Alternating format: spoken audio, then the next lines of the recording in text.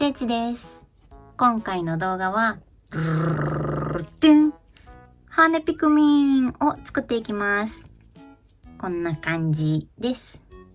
今まで動画で作った赤ピクミンと比べるとこんな感じのサイズになってます。おちびさんみたいなのでちっちゃくしてみました。紫ピクミンと比べてもこんぐらい小さいです。この動画では紫ピクミンの時と一緒でこの子全身の編み方の説明はしていないです。共通のところはまた過去の動画を見に行っていただくことになります。なので頭の先の葉っぱつぼみお花の作り方は赤ピクミンを作った時の動画のパート3の動画。目の作り方は白ピクミンの目の作り方っていう動画を前回出したんですけど、その作り方と同じです。腕の作り方もまた簡単にしか説明していないので、私の動画に初めてたどり着いてくださったっていう方は赤ピクミンを作った時のパート1の動画で詳しく説明しているので、そちらをご覧ください。全部概要欄に貼っておきます。毎度いろんな動画を行き来させてしまってお手数ですが、ご協力お願いします。じゃあまずは足から作っていきましょう。ピクミンは空を飛ぶ。空を飛ぶ。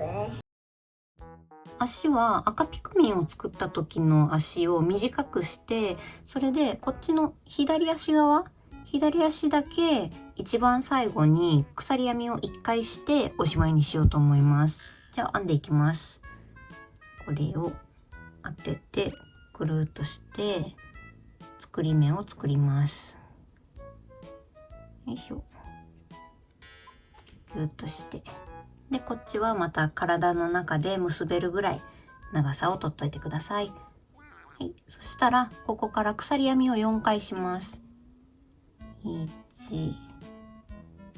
2、3、4回。はい、4回できました。そしたらここから1段目を編んでいきます。じゃあ鎖編み1目で立ち上がりの鎖編みを編みます。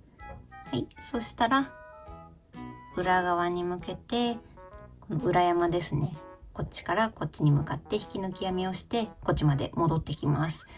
じゃあかぎ針から一番近い裏山がこれですね。これは今立ち上がりの鎖編みでできた裏山なので、これはまた飛ばして、この裏山から1個2個3個4個と引き抜き編みをしてこっちまで戻ってきます。じゃあこの裏山に入ってよいしょ。は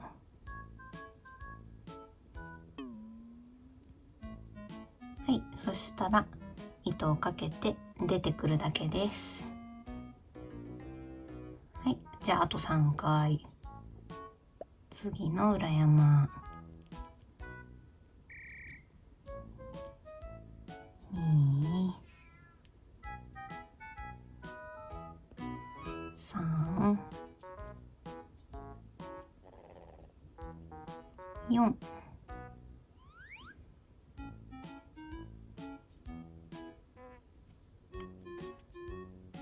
はい、じゃあこれで右足はこれで完成です。そしたらこっちの最初と同じぐらい体の中で肩結びできるぐらいの長さを取っといて、ここで切っちゃってください。でこれで右足は完成なんですけど、左足はここからもう一回鎖編みをします。鎖編み1回して、これでおしまいにしようと思います今回は。でこれでここを切るとギョキッと。そしたらこれを抜いちゃって、じゃあこれで今鎖編み1回多くした方なので、これは左足ですね。左足が完成です。じゃあこの鎖編みを1回してない方の右足の方も作ってきてください。いってらっしゃい。両足編めました。そしたら次を編んでいきましょう。ではこんな感じの羽を作っていきます。この最初の糸端は途中でもう糸処理しちゃうので、そんなに長く取っておかなくて大丈夫です。じゃあ編んでいきます。まず最初にくるっとして作り目作ります。でキュキュッとして、はい、ここから鎖編みを5回します。1、2、3、4、5。はい、5回できました。そしたら1段目を編んでいきます。じゃあ鎖編み1目で立ち上がりを編みます。そしたらまた裏山を編んでいきます。またこのかぎ針から一番近いこの裏山は編まないで飛ばして、この2つ目の裏山から編んでいきます。こっちに向かって。じゃあ細編みを2回します。この裏山に入って細編みします。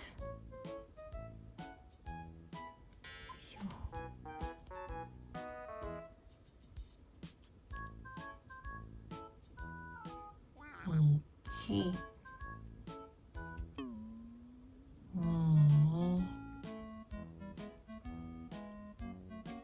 はい、細編みが2回できました。そしたら中長編みを2回していきます。中長編みなので先に糸をかけてから裏山に入ります。はい、でこの3本を全部引き抜く。次も中長編み。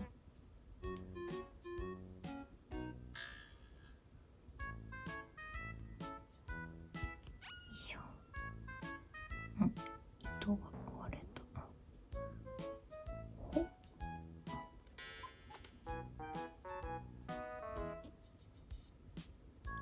中長編み2回できました。次が一番端っこの裏山になると思います。そしたらこの裏山に長編みを3回入れていきます。この1目に3回長編みをします。じゃあ先に糸をかけて、それから次の裏山に入る。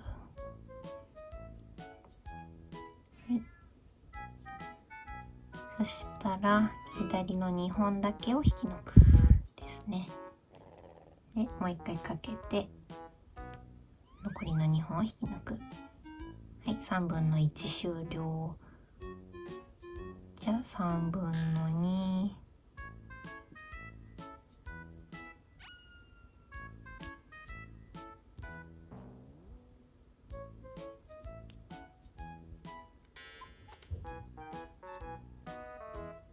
3分の3。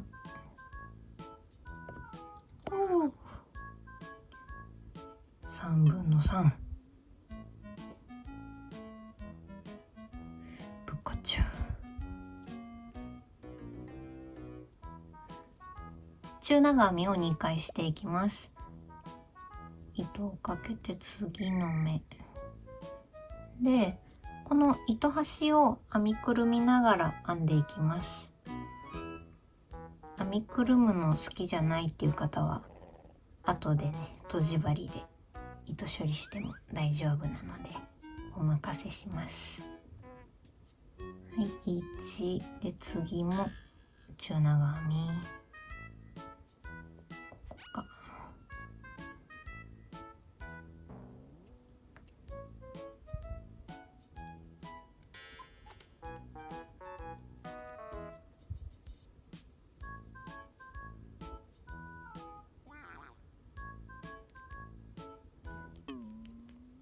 さっきこっち側で裏山を使ったので、今こっち側で V の字の2本を拾いながら編んでいってます。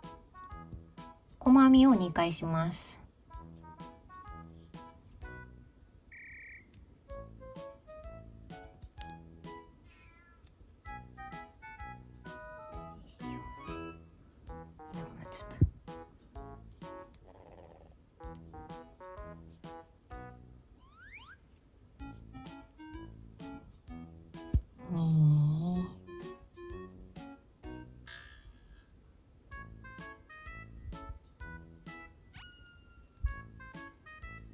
よいしょ。はい、じゃあこれで1周編めました。そしたら1目目に引き抜くんですけど、こっちから数えて11個目が1目目です。1234567891011個目、これですね。ここに引き抜き編みをします。はい、で引き抜いて、今引き抜いてできたこの目がちっちゃくなっててほしいんですよ。次の段でおしまいなんですけど、次の段でちょっと邪魔になっちゃうので、ここのかぎ針にかかってる糸をギュッと持っておいて、これを右上にギュッと引っ張ります。そうするとこの目がちっちゃくなるので、ちっちゃくしておいて、じゃあこれで1段目おしまいです。じゃあ2段目編んでいきます。鎖編み1目で立ち上がって、そしたら細編みを3回します。この今編みくるんでたやつはもう結構編みくるんだので、もういいかなと思います。編みくるまなくて。2、3。はい、じゃあ細編み3回できたら、中長編みの増し目をします。こことここの目に2回ずつ中長編みを入れていきます。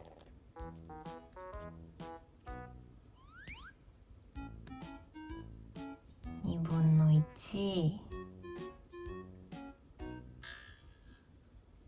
で、同じ目に2分の2回目、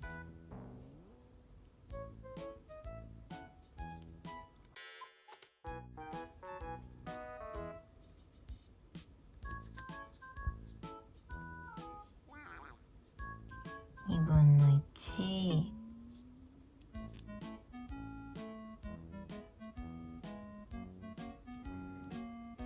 2分の2。はい、そしたら次の目に長編みを3回していきます。糸をかけて次の目、3分の1、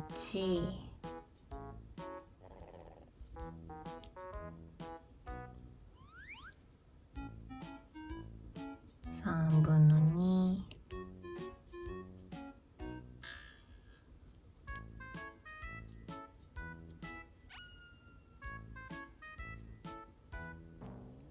3分の3回目。は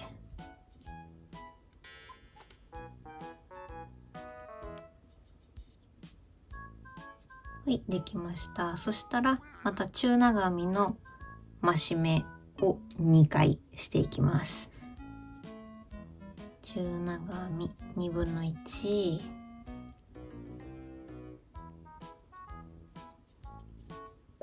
同じ目に2分の2、はい、そしたら次の目も中長編みの増し目です。2分の1、同じ目に2分の2、細編みを3回します。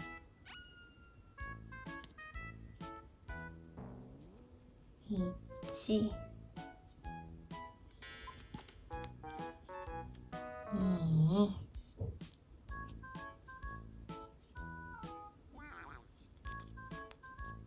3回。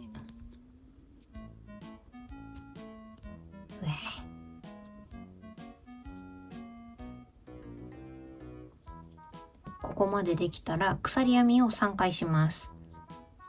1、2、3回。はい、そしたら鎖編み1目目の裏山、これの裏山ですね。かぎ針から数えて1、2、3個目の裏山、この裏山に引き抜き編みをします。これここに入って、で引き抜き編みです。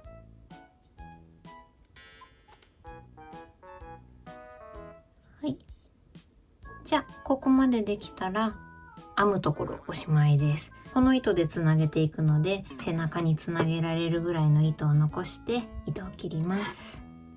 チョキッと。そしたらこれは抜いちゃって、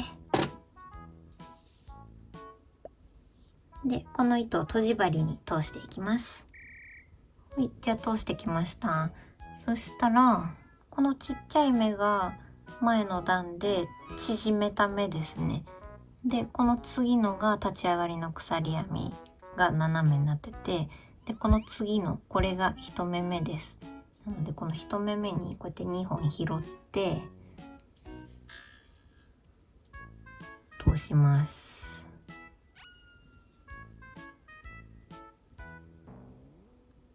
はい、こんな感じで、そしたら今のこの糸が出てるこの一番最後の目、この最後の目のこの真ん中に入れて後ろ側に出します。ピューと。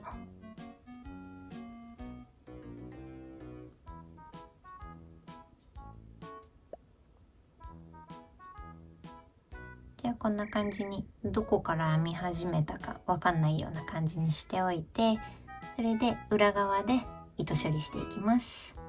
近くのところをちょいちょいくぐらせて抜けないようにしていきます。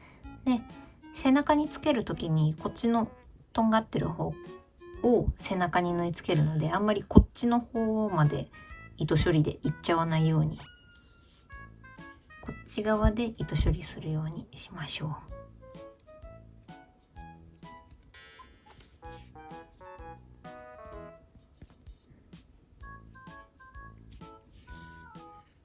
はい、じゃあこんな感じで結構くぐらせたので、これで糸処理をしまいにしようと思います。でこっちの編みくるんでた方ももういらないので、これも根元で切っちゃいます。チョキッと。そんでちょっと形変なところあったらモニョモニョして形を整えて、でこれで羽の作り方おしまいです。じゃあ次作っていきましょう。ではいよいよお尻から頭の角みたいなところまでを編んでいきます。じゃあまず最初に輪っかを作るので2回指に巻きつけて、これを持ち替えて左手にセットします。そしたら作り目を作ります。はい、そしたら細編みを6回していきます。じゃあまず最初に鎖編み1目で立ち上がりを編みます。そしたら輪の中に細編み6、1、2、3、4、5、6、はい、6回できました。そしたらちょっとこの輪っかを引き締めたいので、またここをピョンと伸ばしておいて、かぎ針を一旦外します。そしたらこの糸端を引っ張ってこの2本のどっちかが縮むので、どっちが縮むかを見つけていきます。じゃあ引っ張ります。あ、これですね。こっちが縮んでってるので糸端が出てる方から引っ張っていきます。でもう片っぽの輪っかを縮めるとこんな感じ。よいしょ。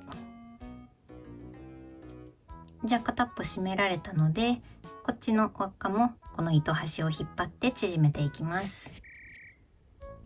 キュッと。はい、縮まりました。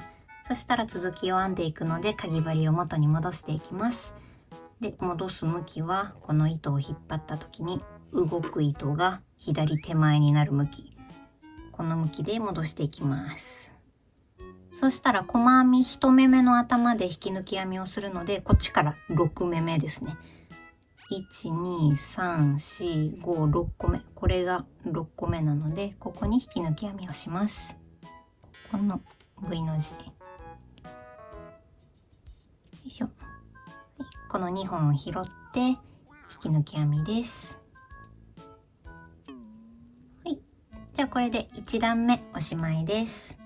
2段目は増し目を6回していきます。全部の目に2回ずつ細編みを入れるっていうことです。じゃあ鎖編み1目で立ち上がりを編んで、はい、そしたら今引き抜き編みをしたこの真下のところが1目目なので、ここに入ります。はい、ここ。そしたらここに2回細編みを入れていきます。じゃあ2分の1回目で、同じ目に2分の2回目を編みます。で6目だったのをこの調子で12目にしていくんですが、12目目で色を変えたいんですよ。このボーダーの色に変えたいので、私より編むのが早い方は11目目までやって12目目ちょっと待っててくださいじゃあこの調子で1目に2回ずつ細編みをしていきます。じゃあ12345目目2分の1、2分の2、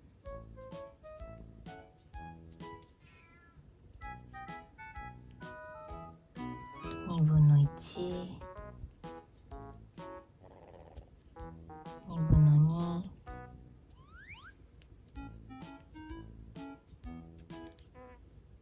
2分の1、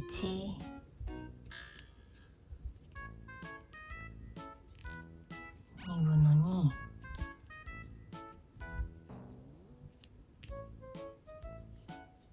2分の1、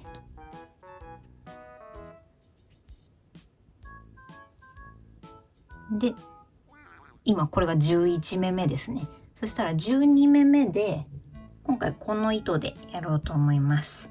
そうしたら今11目目のところなので、同じ目に2分の2回目を編みますよね。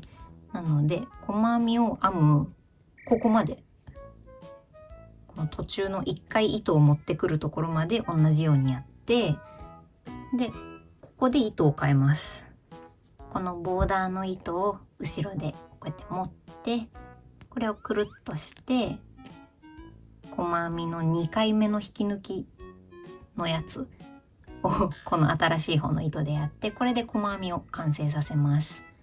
そうしたらここからボーダーを編むのに入っていきたいんですけど、普通に糸を変えるとこういう風に編み物ってギザギザになっちゃうんですよね。どうしても千鳥格子柄みたいな感じにこうやってギザギザしちゃうじゃないですか。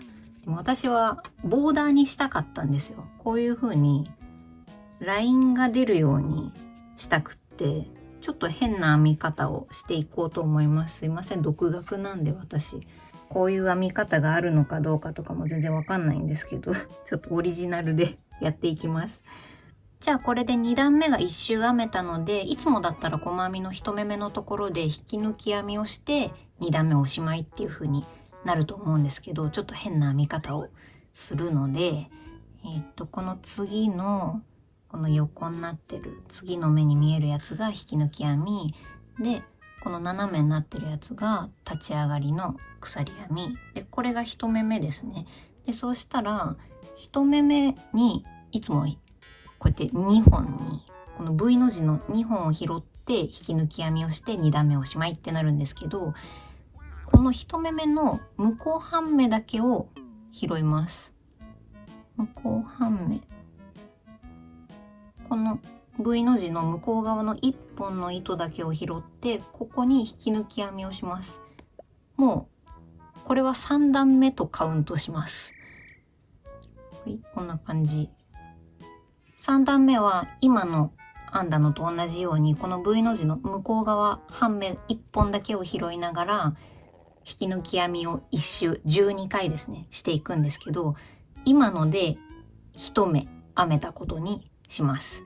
なので1終わったので、あと11回引き抜き編みを向こう半目だけを拾いながらやっていきます。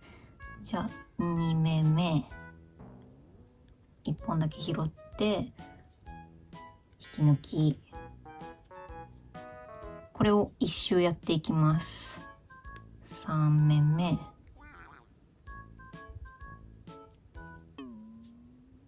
4、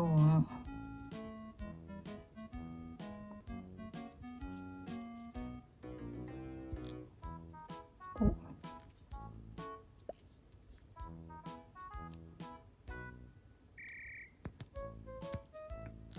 6、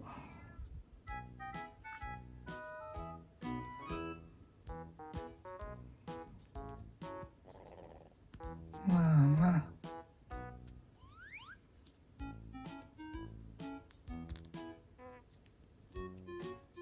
8、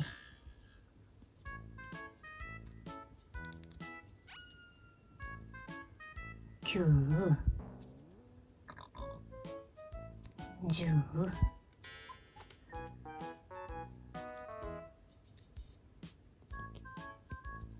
11、12、12回やるとベースのピンクの最後の目まで編めると思います。こういう感じで色を変えた時にまず最初に土台を一周編んでからそれから本格的に色を変えていくっていう編み方をしていこうと思います。じゃあ今土台が一周編めたので1目目に引き抜き編みをしてボーダーを編んでいきたいんですけど、どこに引き抜くかっていうと今向こう半目だけを拾ったのでよく見るとここにぐるっと一周手前半目だけが見えてますよね。このベースのこっちのくすみピンクの方の手前半目が。なのでちょっと分かりづらいんですけど1目目はこのボーダーのピンクを編んだところが1目目なのでこの手前半目の上のところに入れると向こう半目を拾えるのでこんな感じ。ここに入るとこのベースのくすみピンクの向こう半目とあとこの土台の2本のこの3本が拾えるのでここに引き抜き編みをします。引き抜き編み。はい、じゃあこれで3段目おしまいです。ちょっと分かりにくかったらコメントをいただけたらなるべく頑張って返します。それから本来であればこっちなのでこっちでも全然なんか編み物っぽいっていうか可愛いのでこれで編んでもいいと思うのでその場合はこの土台を省いて編めばこうなるのでよろしくお願いします。ではこのボーダーの色で4段目を編んでいきます。編み方が細編み1、増し目1を6セットやっていきます。じゃあまず最初に鎖編み1目で立ち上がりを編みます。そうしたら細編み1、引き抜き編みをしたところが1目目なのでさっきのところに入ってここに細編みを1回ですね。はい、そしたら次の目に増し目をするんですけどこの1周全部さっきと同じように手前半目のところに刺して次の目がここってことですね。これが次の目の手前半目なのでこの手前半目の上のところにこうやってちょいって入ると向こう半目とあとこの土台を全部3本拾えるのでここに増し目をしていきます。2分の1同じ目に2分の2。はい、じゃあこれで1セットおしまいです。あと5セットやっていきます。で次がこの向こう半目に入りたいのでこの手前半目の上に刺すと向こう半目が拾えます。なんかね入れるスペースがあるんですよ。間違ったところっていうかこの V の字を拾おうとしたりとかするとなかなかかぎ針が入らないんですけどここの手前半目のところをすくうっていうつもりで刺していくとスペースがちょうどあるんです。じゃあこの調子で細編み増し目を6セットやっていきます。こに細編み、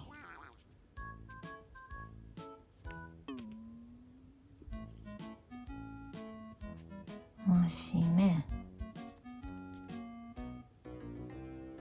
1/2、2/2、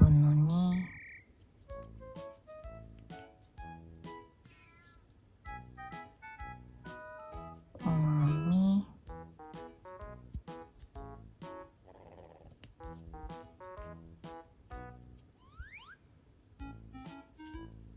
増し目、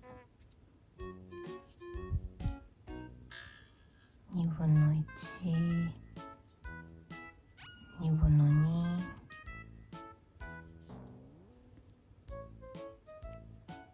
細編み、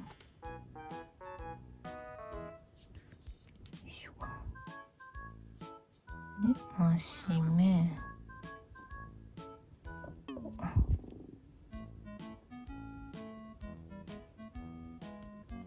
1/2、2/2、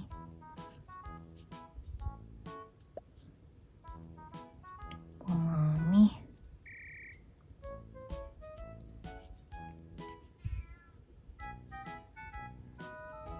で次が増し目で、ここで1周で18目になってれば合ってるんですけど、18目目でまたこっちのベースのピンクに変えます。なので今17目目まで編んだので、18目目をこの細編みの途中までまた編みます。そうしたらまたこっちのベースのピンクを持ってきます。じゃあこのボーダーのピンクは後ろに持っておいて、でこのベースのピンクで18目目を完成させます。はい、こんな感じ。そしたらまた今度はこのベースのピンクの方で土台作りに入るので、この今編んでた段はここでおしまいです。でまた1目目で引き抜き編みをしないで次の段の土台編みに入っていきます。この横になってる目が前回の段で引き抜いたやつで、この斜めになってるのが立ち上がりの鎖編みなので、これが1目目ですね。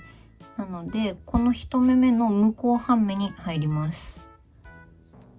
向こう半目1本だけ。はい。でここからまた今18目あるので、引き抜き編みを18回やっていきます。1、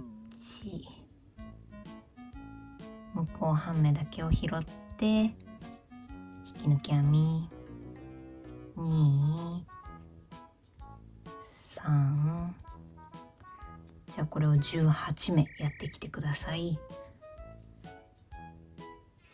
4、4、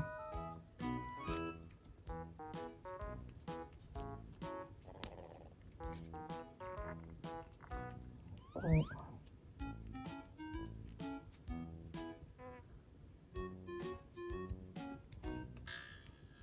6、7、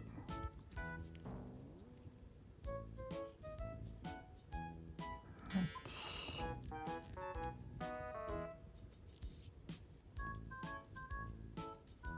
9、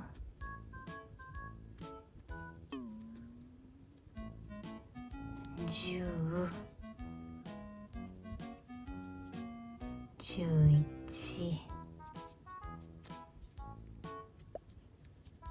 12、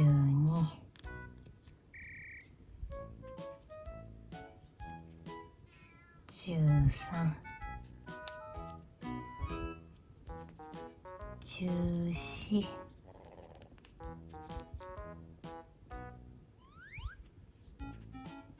15、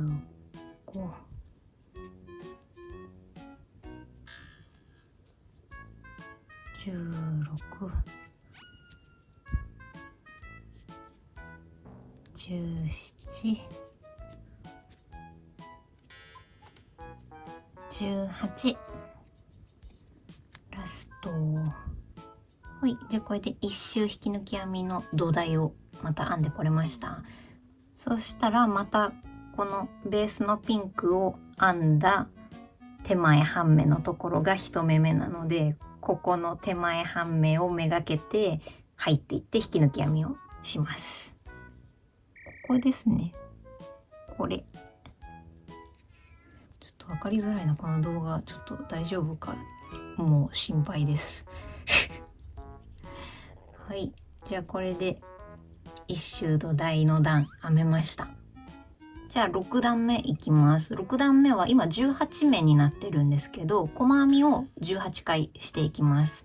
じゃあまず最初に鎖編み1目で立ち上がって、でさっきと一緒ですね。手前半目のところを狙いながら編んでいくっていうやり方です。じゃあ1目目はさっき引き抜き編みをしたところなので、さっきと同じところに入る。1で、次の手前半目がここなので、ここをめがけて入って、2目目の細編みっていう感じで、これを1周18回やっていきます。3、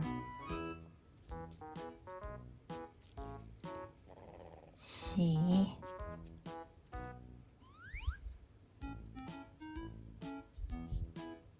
5、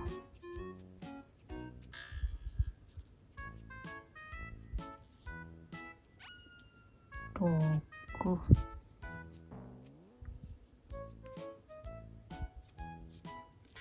7、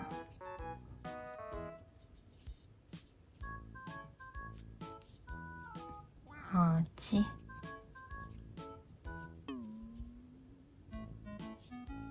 9、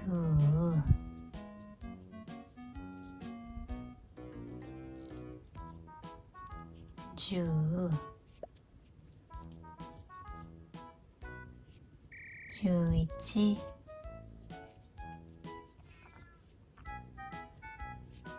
12、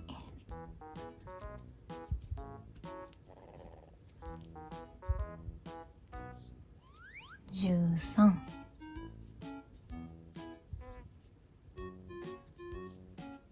14、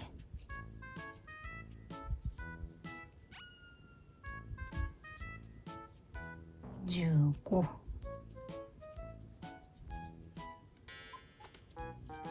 16、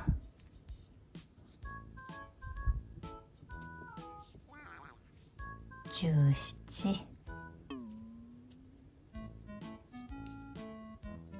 糸が18目目でまたボーダーのピンクに色を変えます。じゃあ18目目の途中、ここまで編んでから変えていきます。でさっきベースで使ってた糸を今ベースでまたこのくすみピンクみたいなやつを使ってますよね。その時にちょっと言い忘れたんですけど、これ裏でつながってるんで、ここが緩んじゃうんですよ。この細編みの足の左側の糸、この糸とつながってるんです。これから使いたい糸が、これとこれがつながってるので、ここがもし緩んじゃってるっていう方はちょっとキュキュッと引っ張ってから次の段で使うようにしましょう。じゃあこのボーダーのピンクをくるっとして細編みを完成させます。そしたらまたこの段はもうこれでおしまいです。そしたら細編みの1目目、これが引き抜き、この斜めが立ち上がり、この次の1目目、ここからまた18回引き抜き編みを1周して土台を作っていきます。1目目の向こう半目、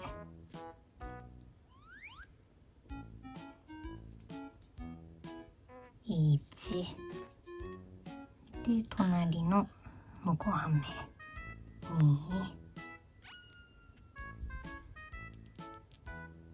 3、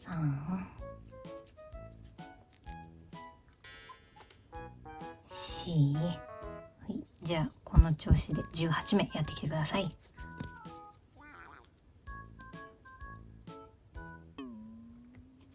5、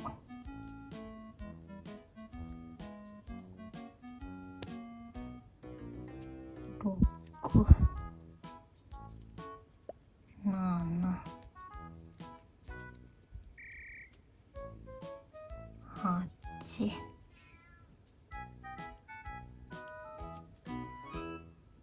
9、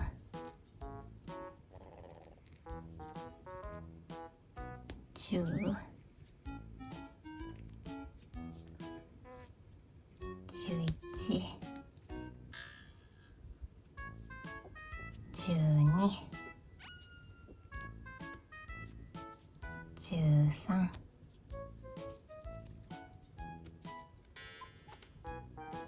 14、15、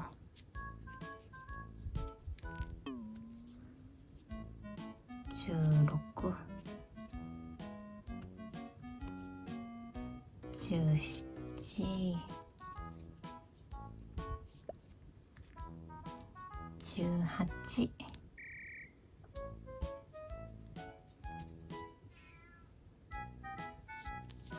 はい、18編めました。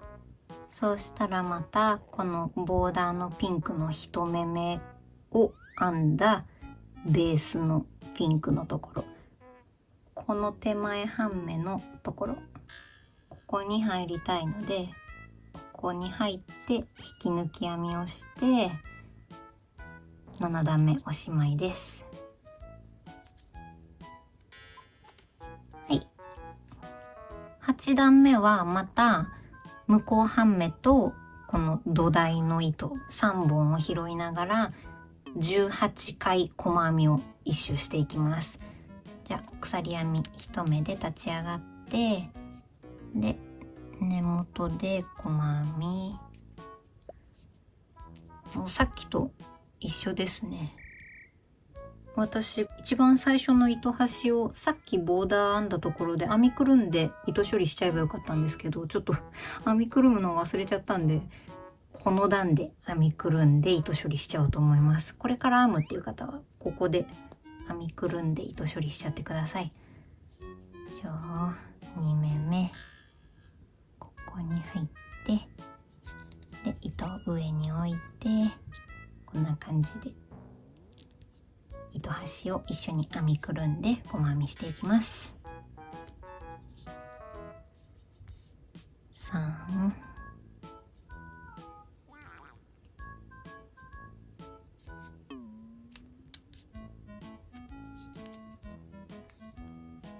4、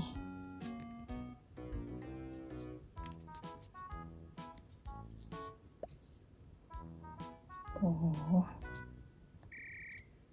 5目ぐらい編みくるんだらもういいと思うんでポイしちゃいます。もう編みくるむのはおしまいです。6、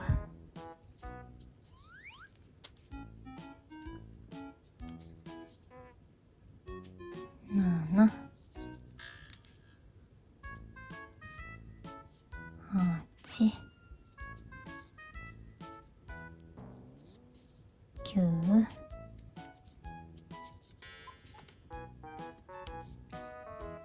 10、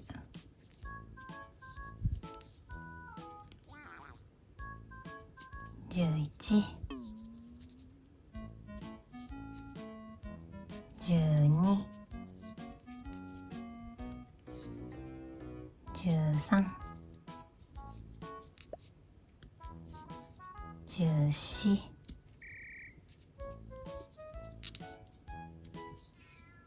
15、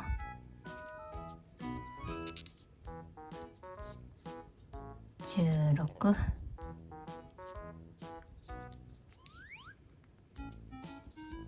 17、はい、17目まで編めました。そしたら18目目でまたこのベースのピンクに色を戻していきます。18、はい、じゃあ細編みの途中まで編んで、ベースのピンクを持ってきます。じゃあくるってして細編みを作る前に、ここの糸とつながってるんで、今から使う糸がこの糸とつながってるんで、ここをいい感じにしてからくるっとして細編みを作っていきます。よいしょ。はい、そしたらこれで8段目がまたおしまいで、9段目の土台をまた作っていきます。じゃあこの横になってるのが前回の段で引き抜いたやつ、この斜めのが立ち上がりで、この次のこれが1目めなので、この向こう半目だけにまた入って一周土台を編んでいくので、引き抜き編みを18回また一周やっていきます。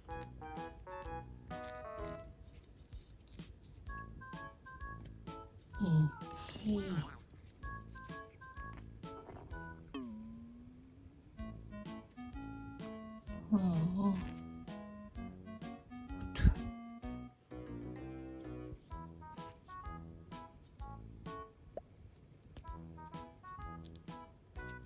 3、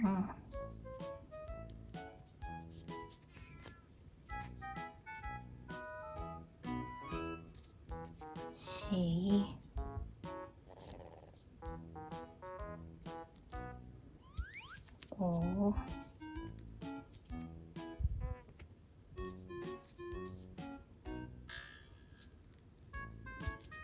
6、7、8、9、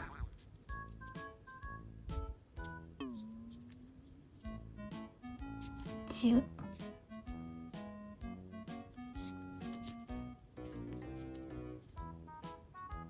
11、12、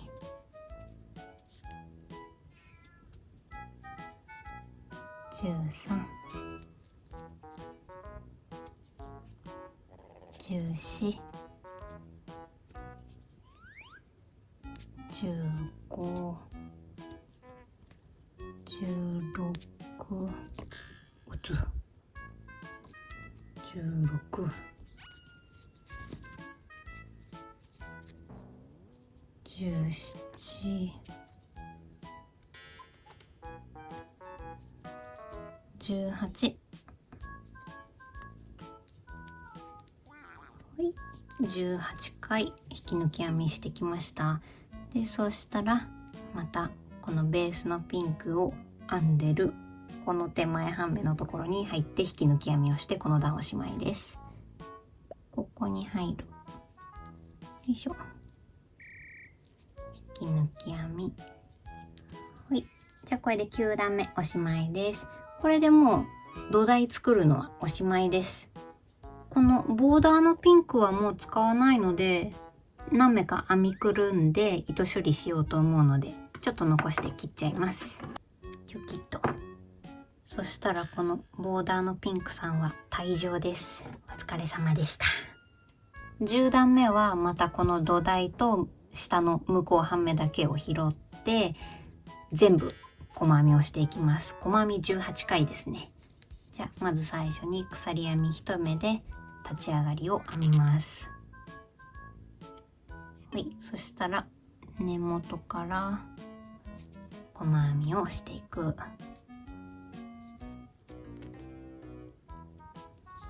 じゃあこのボーダーのピンクをここで後ろで編みくるんで、何目か5目ぐらい編みくるんじゃいます。1、2目目、よいしょ。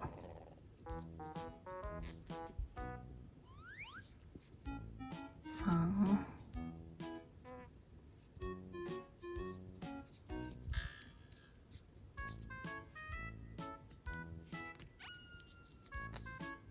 4、よ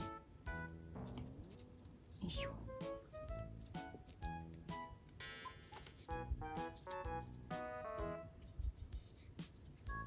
こう、はい、5目ぐらい編みくるめたので、これはもう後で中に入れちゃいます。で、6、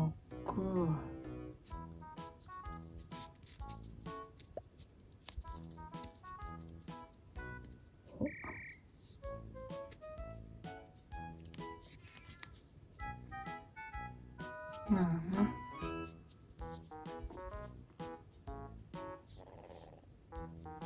8、9、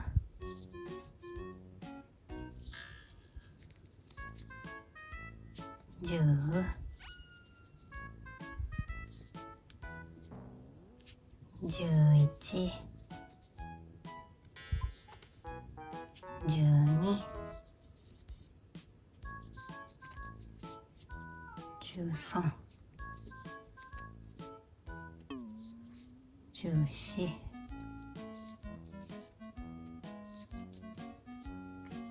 15、16、17、18、はい、18コマ編みできたら、次の目に見えるのが引き抜き編みで、この斜めが立ち上がりで、この次が1目目なので、ここからはもうボーダー作る作業は終わったので、普通に1目目の V の字を拾って引き抜き編みで大丈夫です。この2本を拾って普通に引き抜き編みします。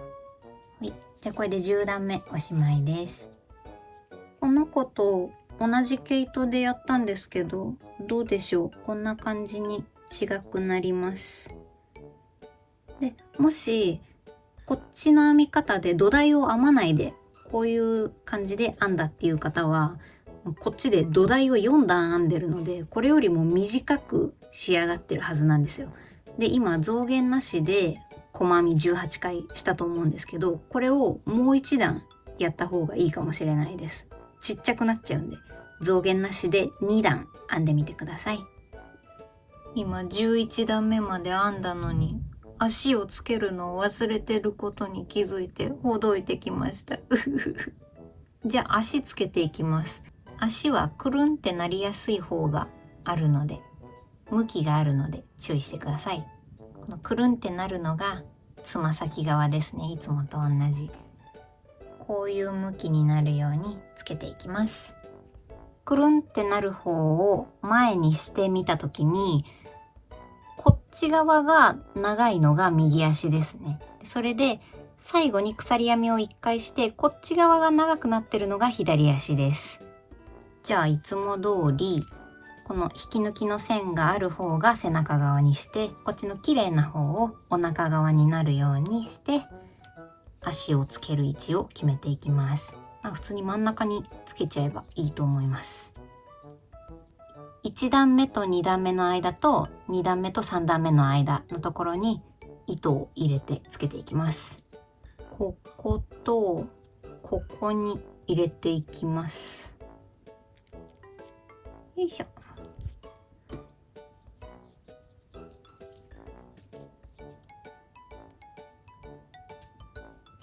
足の付け方はいつも通りなので、いつも作ってくださってる方は同じようにやってください。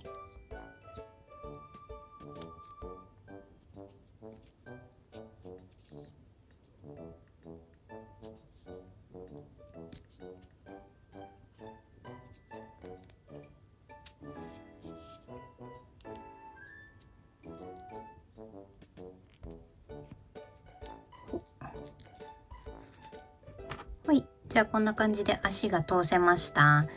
こっちの足だけ鎖編みを1回多くしたのは、ここのカーブに合わせたかったんですよ。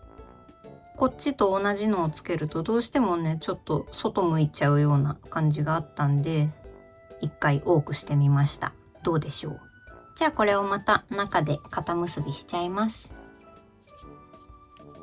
ひっくり返しちゃおうかな、また。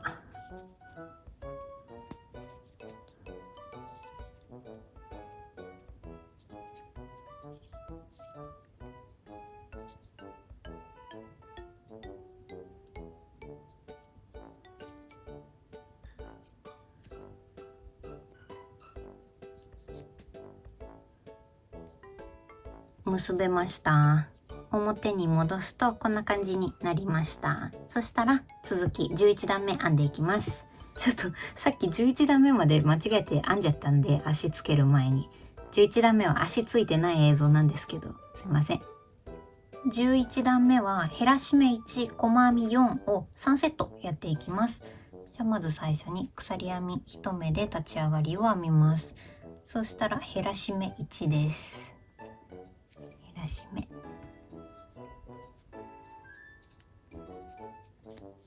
で、この3本を全部引き抜く。はい。で、そしたら細編み4回です。1、2、3、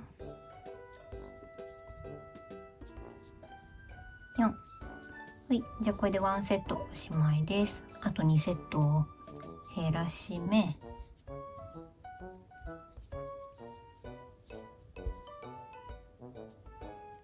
いしょ。で、細編み4。1、2、3、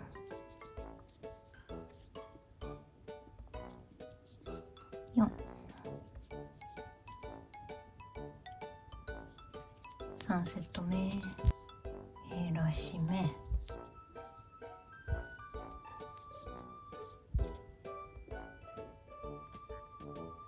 いしょ。で、細編み4。1、2、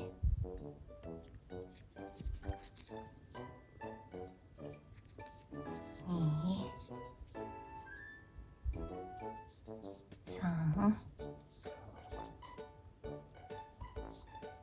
4。はい。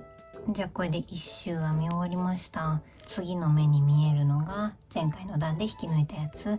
この斜めのが立ち上がりの鎖で、これが1目目ですね。これに引き抜き編みします。はい。じゃあこれで11段目おしまいです。10段目と11段目の間のここのところに腕をつけていきたいんですよ。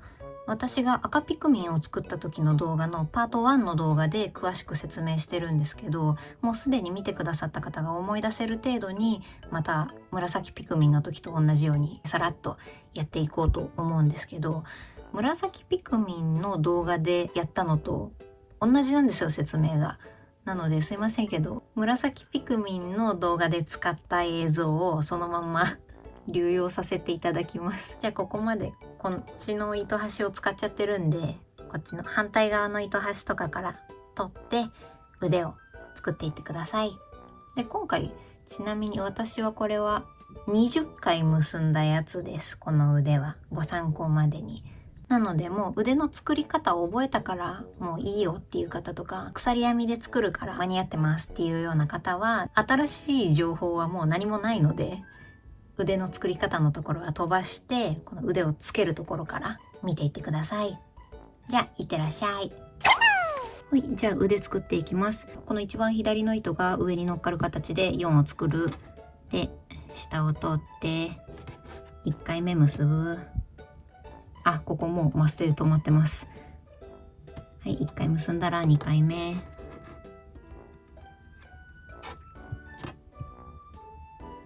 はい、2回できたらこれが右に来る。で、今度はこの2つで4。1回目。はい、2回目。はい、2回できたら右に来る。はい、この繰り返しでしたね。これを繰り返しやっていきます。理想の長さになったらこのマステを外してでこの指をちょんちょんと理想の長さに切って、でこの液体のり、これをちょんちょんつけて染み込ませて束ねていきます。で先っぽにちょろっと出た毛糸なんかはのりが固まってからちょんちょんと先っぽを切って整えれば OK です。すいませんね、初見の方今の説明で分かんなかったと思うのでパート1の動画をご覧ください。腕作れましたか？作れたらこれをまたつけていきます。足の上につけちゃおうかなって思います。こっち側はこことここにしようかなと。足の上の前後のところ。腕はまた向きがあるので、このくるんってなる方が内側に来るようにまた私はつけていきます。ポッと入れて引っ掛けて、よいしょ。で隣の目。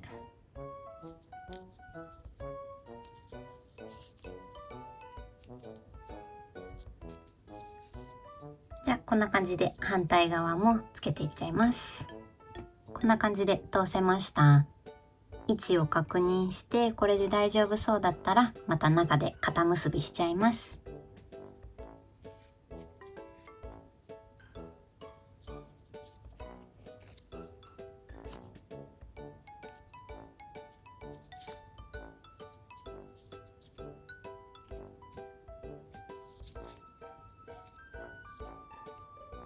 じゃあ両方結べました。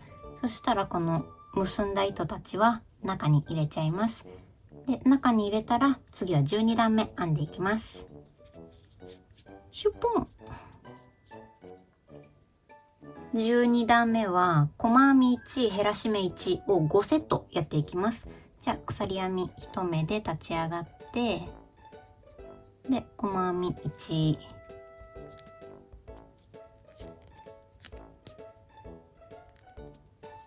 したら減らし目1、細編み減らし目細編み減らし目って交互にやっていきます。減らし目。はい、じゃあこれで1セットおしまいです。あと4セットやっていきます。細編み減らし目、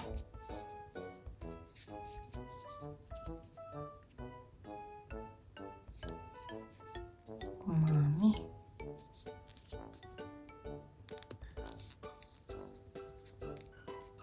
減らし目、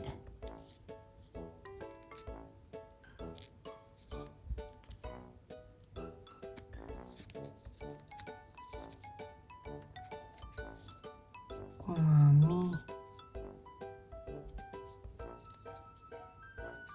減らし目、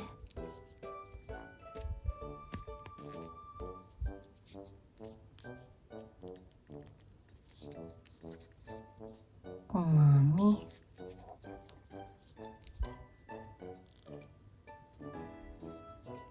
減らし目。は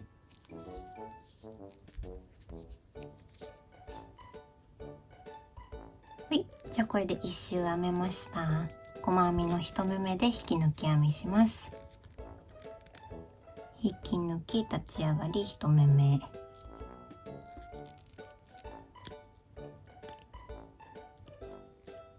いしょ。はい、じゃあ12段目おしまいです。12段目で全部で10目に減らしました。そしたら13段目は増し目を10回していって20目に増やしていきます。じゃあ鎖編み1目で立ち上がって全部の目に2回ずつ細編みしていきます。1、2分の1か。で同じ目に2分の2、2。じゃあこれをあと9回やっていきます。3、4、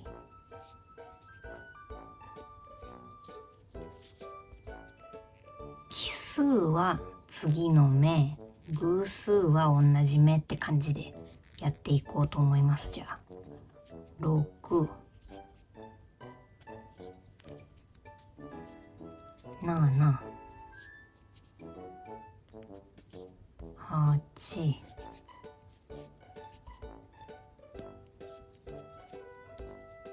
9、10、11、12、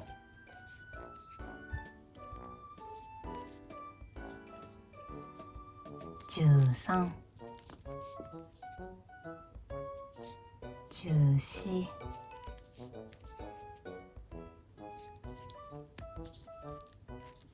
15、16、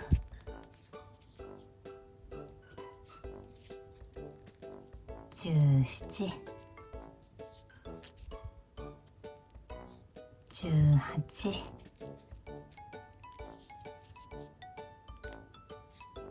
19、19、ぶつかってしまう。20、ラスト。はい、じゃあ1周編めたので1目目に引き抜き編みします。引き抜き立ち上がり、これが1目目、これよいしょ。はい、じゃあこれで13段目おしまいです。14段目は細編み1、増し目1を10セットやっていきます。じゃあ鎖編み1目で立ち上がって、で細編み1、1、細編み増し目、細編み増し目って交互にやっていきます。で増し目2分の1、同じ面に2分の2。はい、じゃあこれで1セットおしまいです。あと9セットやっていきます。細編み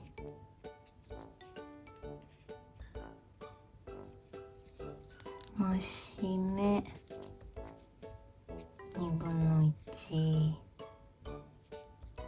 同じ目に2分の2、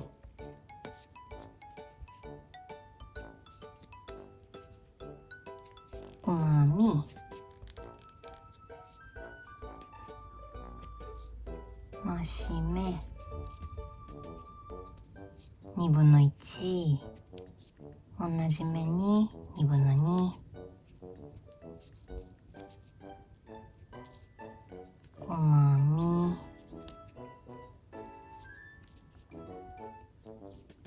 増し目2分の1、2分の2、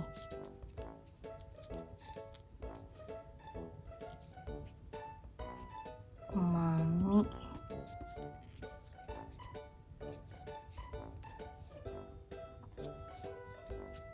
増し目2分の1、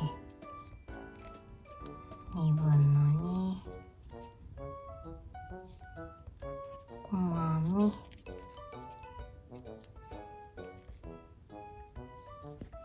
増し目2分の1、2分の2、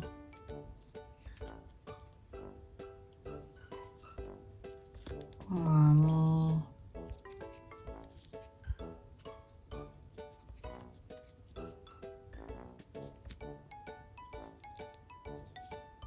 増し目2分の1、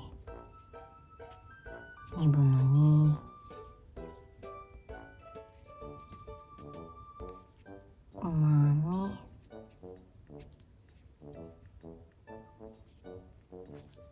増し目2分の1、2分の2、細編み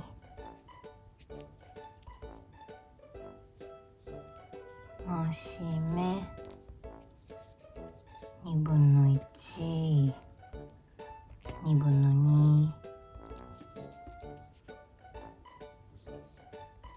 2で細編み目ラスト2分の1、2分の2。は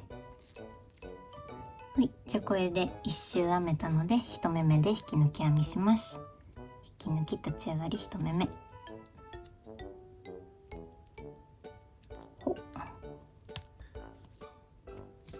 はい、じゃあこれで14段目おしまいです。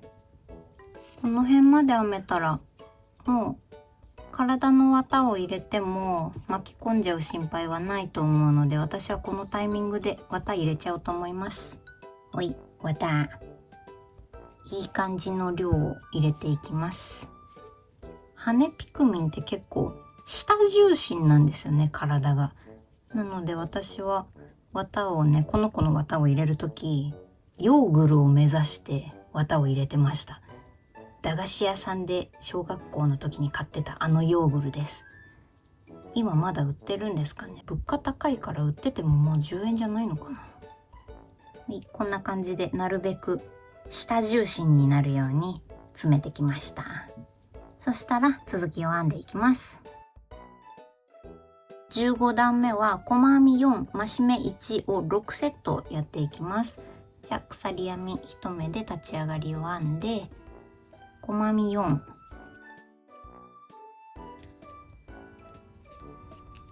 1、2、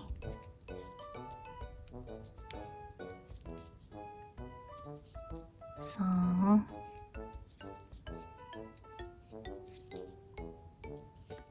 4。4回できたら次が増し目です。2分の1、同じ目に2分の2。はい、じゃあこれで1セットおしまいです。あと5セットやっていきます。細編み1、2、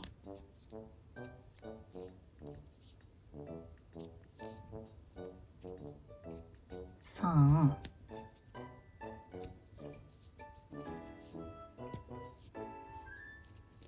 4。4回したら増し目を1回します。2分の1、2分の2、3セット目、1、2、3、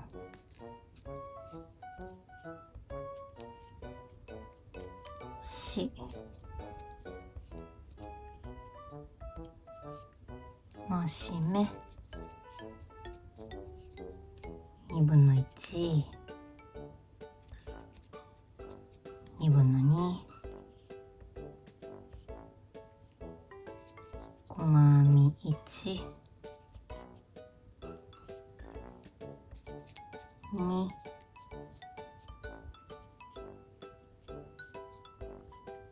3、4、増し目、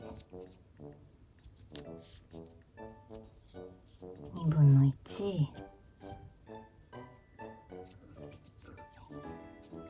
2分の2、細編み1、2、3、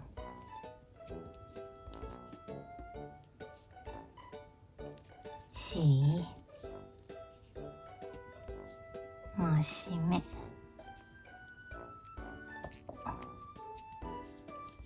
2分の1、2分の2、ラスト1セット、細編み1、2、3、4、増し目、おっと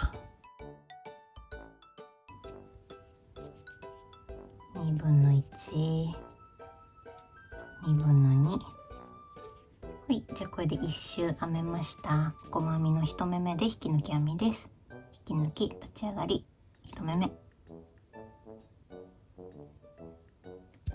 いしょ。は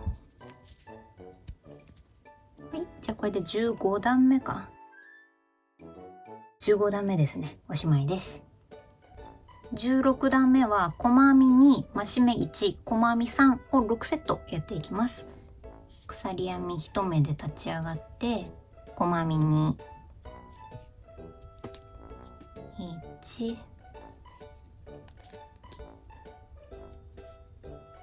2、はい、細編み2回できたら増し目を1回します。増し目2分の1、同じ目に2分の2、はい、そしたら細編み3回です。1、2、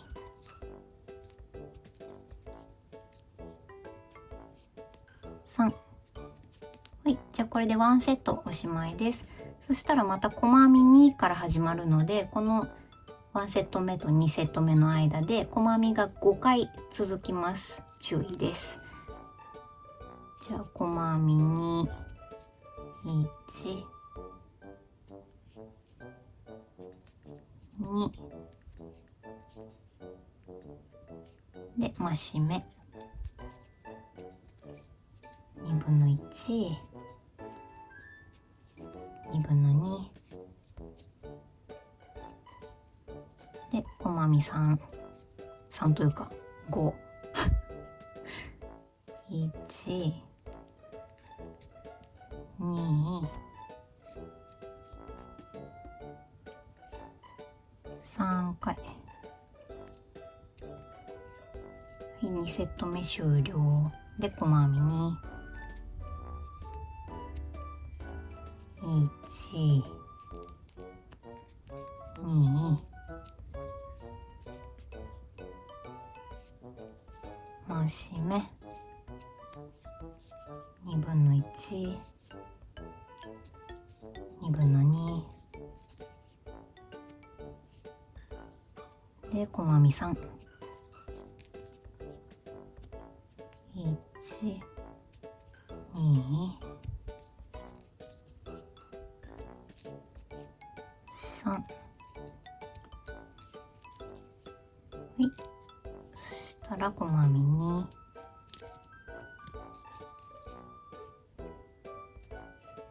1、2、増し目1回、2分の1、2分の2で細編み3回、1、2、3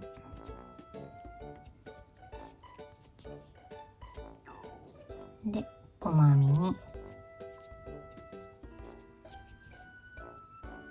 1、2、増し目2分の1、2分の2で細編み3、1、2、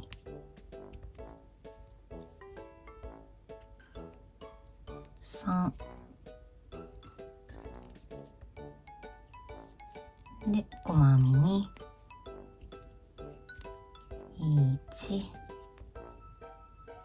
2、増し目2分の1、2分の2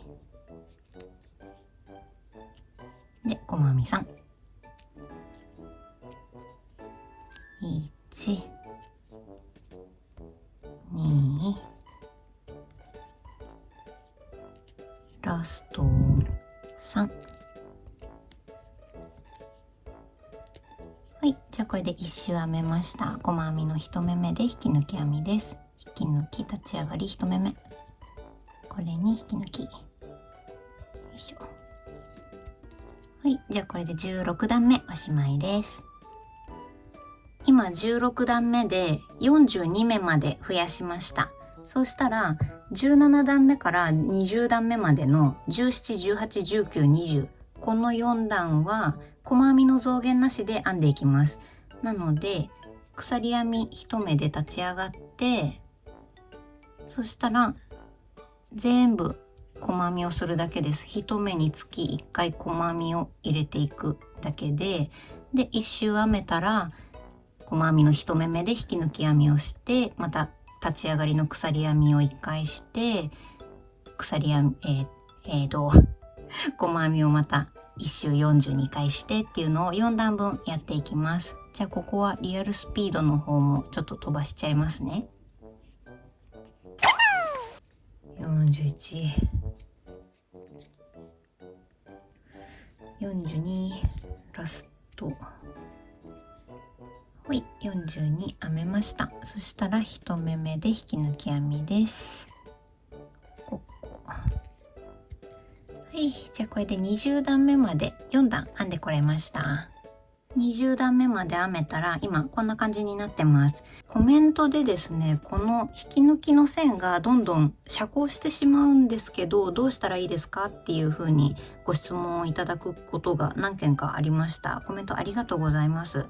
私がやってるやり方でちょっとあんまり参考にならないかもしれないんですけど、ちょっとお話ししていこうと思います。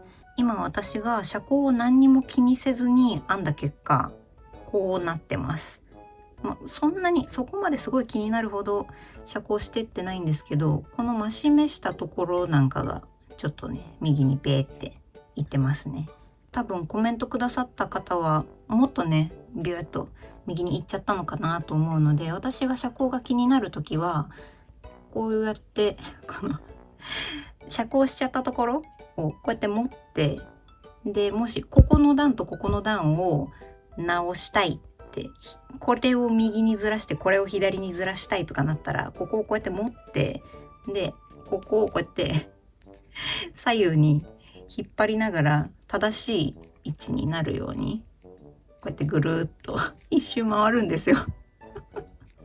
遮光しないように編むっていうんじゃなくて、遮光しちゃってからこうやって地道に直すっていうのを最初はやってました。こ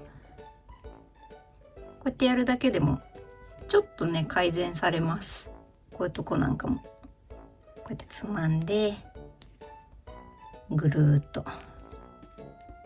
まっすぐに戻れって思いながらぐるぐる回ってこんな感じになりました。あんまりこの辺は遮光が気になんなかったので、ここをね重点的にぐるぐるしてきたんですけど、さっきよりここと比べてまっすぐになったんじゃないかなと思います。でもこれは繊細な毛糸を使ってたりとかするとね、編み地を傷める原因とかになっちゃうかもしれないので、興味のある方だけやってみてください。では続き21段目編んでいきます。21段目は減らし目1、細編み19を2セットやっていきます。じゃあまず最初に鎖編み1目で立ち上がって、で減らし目です。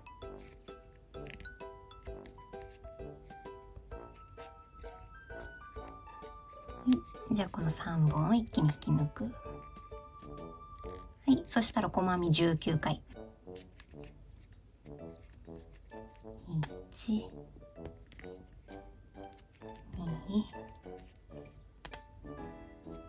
ごめんなさい、キシキシ言っちゃう。3、4、5、6、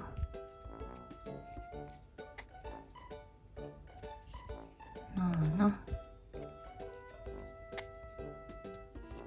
8、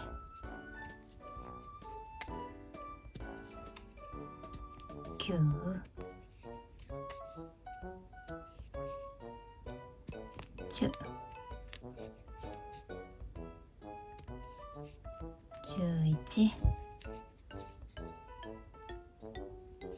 12、13、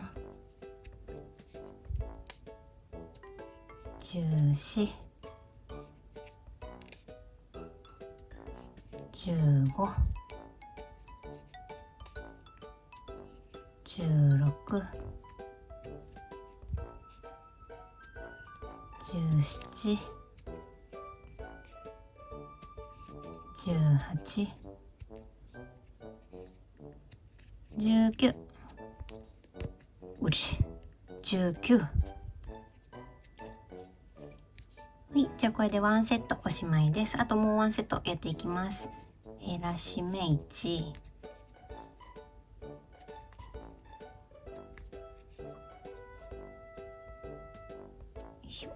で細編み19、1、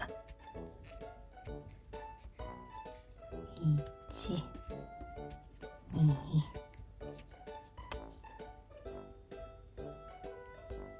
3、4、5、糸が割れた。5、6、7、8、9、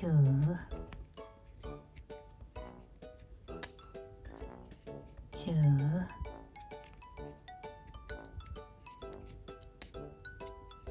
11、12、13、14、15、16、17、18、19、ラスト。はい、1周編めたので1目めで引き抜き編みします。引き抜き、立ち上がり1目め、これ。はい、じゃあこれで21段目おしまいです。22段目編んでいきます。最初に鎖編み1目で立ち上がって、そしたら細編みを4回します。1、2、3、4。はい、細編みが4回できたら、ここから減らし目1、細編み8を3セットやっていきます。じゃあ減らし目1、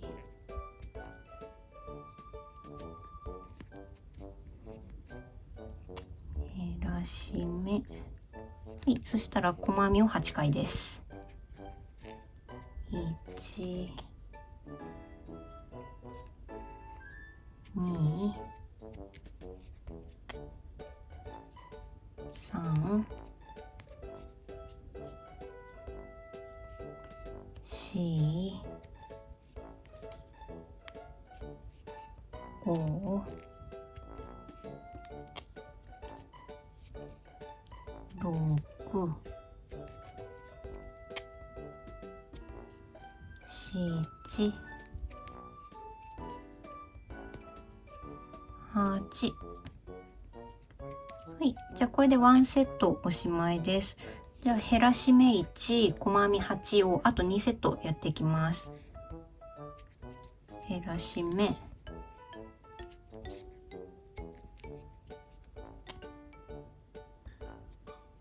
で細編み8、1、2、3、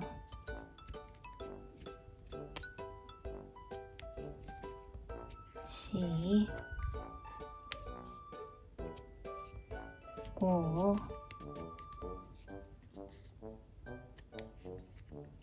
6、7、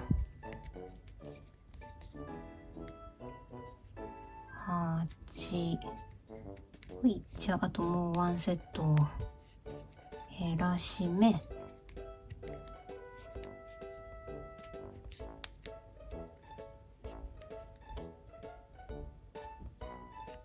で、細編み8。はいはいはい。8。1、2、3、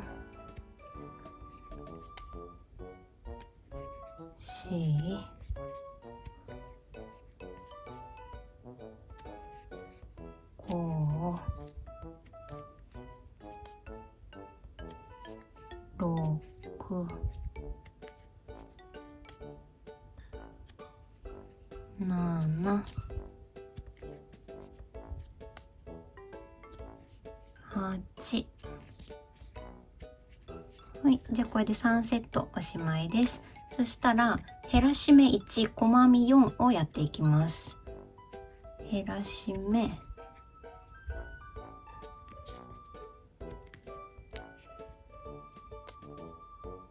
減らし目1したら細編み4回です。1、2、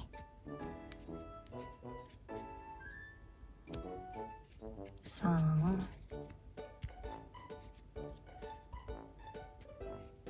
4。はい、じゃあこれで1周編み終わりました。1目目で引き抜き編みします。引き抜き立ち上がり、これが1目目。これ。はい、じゃあこれで22段目おしまいです。23段目は減らし目1、細編み4を6セットやっていきます。鎖編み1目で立ち上がって減らし目1、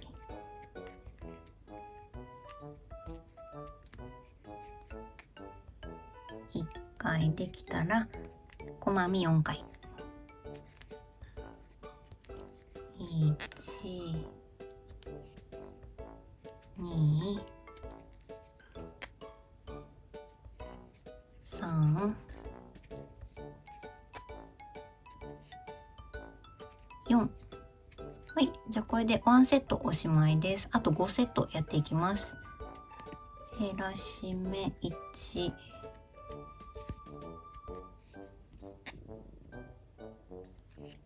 で細編み4、1、2、3、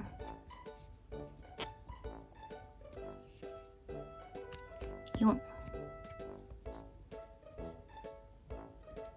い、3セット目。減らし目。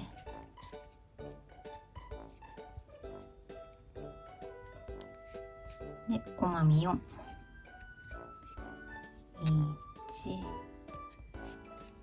2、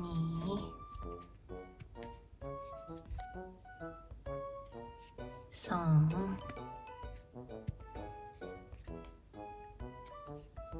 4、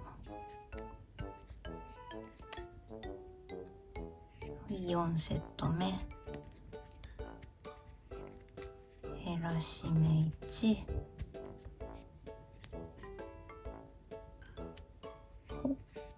細編み4、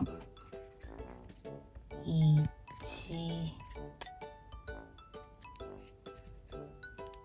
2、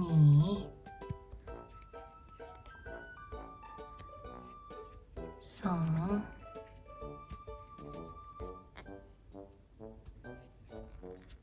4。はい、じゃあ5セット目。減らし目。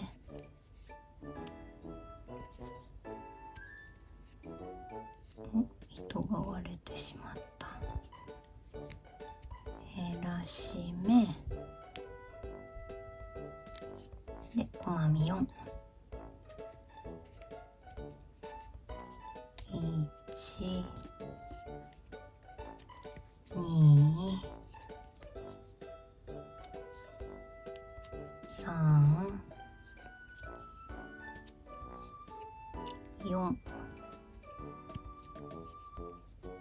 ラスト1セット、減らし目1、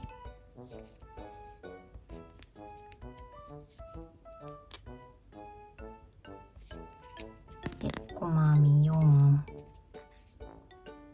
1、2、3、4、ラスト。はい、じゃあこれで1周編み終わりました。1目めで引き抜き編みです。引き抜き立ち上がり1目目。はい、じゃあこれで23段目おしまいです。24段目は細編み1、減らし目1、細編み2を6セットやっていきます。鎖編み1目で立ち上がって細編み1、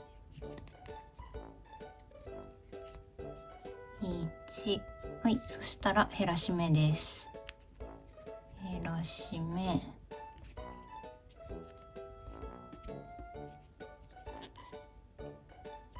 い、そしたら細編みが2回です。1、2、はい、じゃあこれで1セットおしまいです。あと5セットやっていきます。ここは1セット目と2セット目の間で細編みが3回続くので注意です。じゃあまた細編み1ですね。で減らし目、よ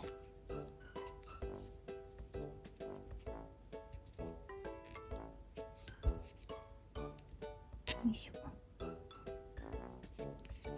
で細編み2、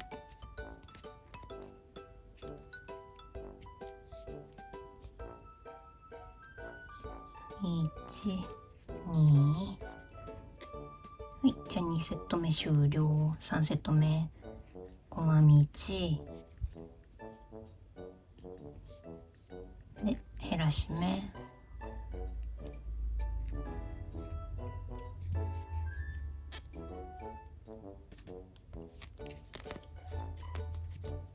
細編み2というか3、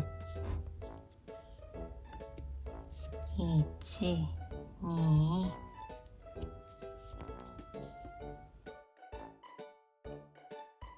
細編み1、減らし目、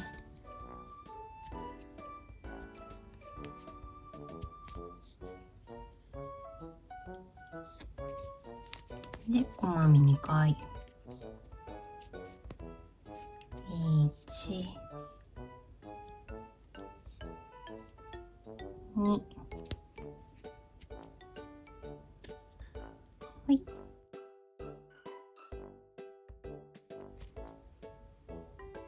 細編み1、減らし目、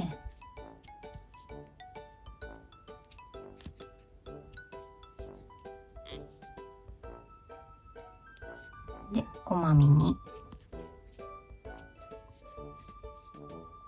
1、2、はい、5セット目細編み1で減らし目、5セット目じゃないか、6セット目ですねで細編み2回、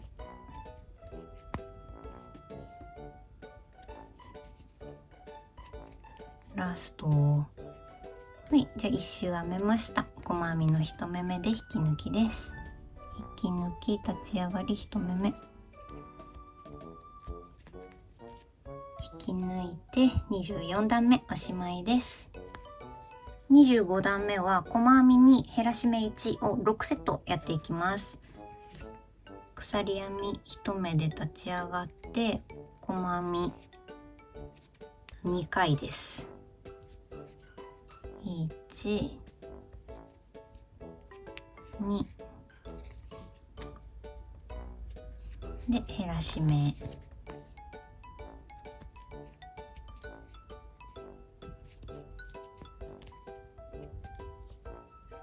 はい、じゃあこれで1セットおしまいです。あと5セットやっていきます。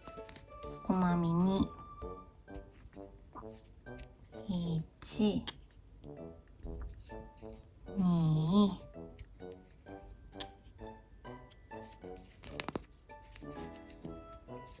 減らし目。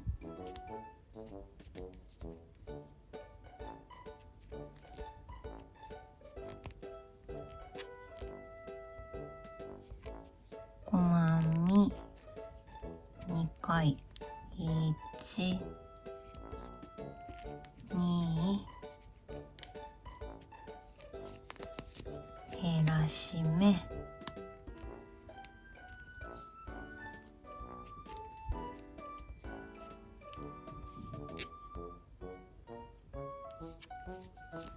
細編み2回、1、2、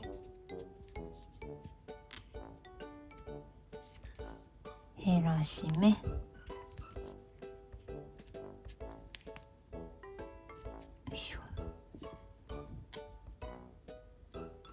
い、細編み2回、1、2、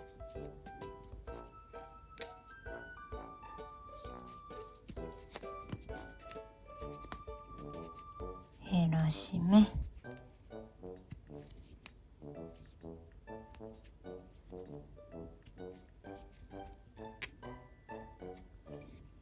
細編みに1、2、減らし目。は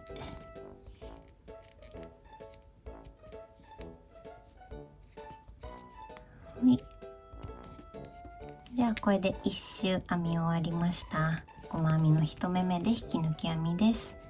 引き抜き立ち上がり1目目。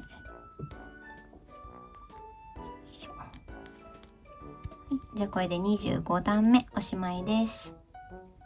今18目まで減らしたのでそろそろ綿を入れていきます。紫ピクミンの時みたいに上からこういう向きで入れていくよりも中から外に向かって丸をきれいに整えるような感じでこうやって中から外に向かって私は入れていってます。いい感じの量を入れていきます綿入れる時毎回いい感じの量を入れていきますっていう何の参考にもならない情報をお伝えしてるんですけど、いい感じの量を入れていってください。じゃあこんな感じに詰められました。ここから先はまたちょっと編んで綿入れてちょっと編んで綿入れてっていう風にこまめに綿は入れていくようにしましょう。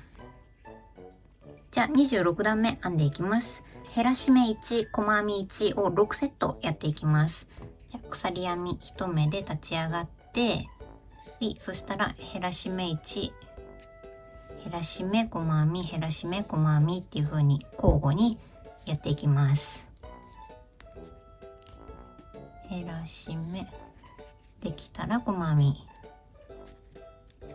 綿を巻き込まないように中指で押さえてます。はい、じゃあこれで1セットおしまいです。あと5セットやっていきます。減らし目、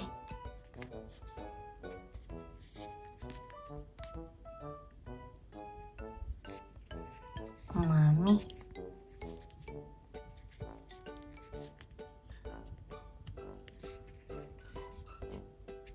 減らし目、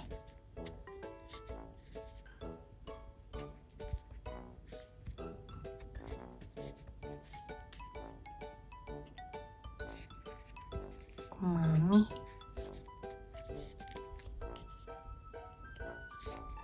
減らし目、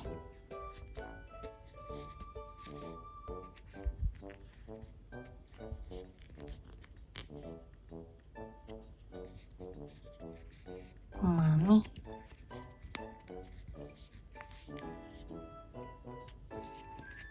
減らし目、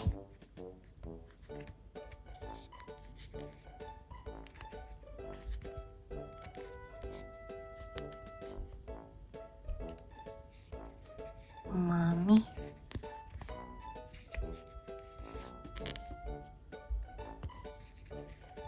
減らし目、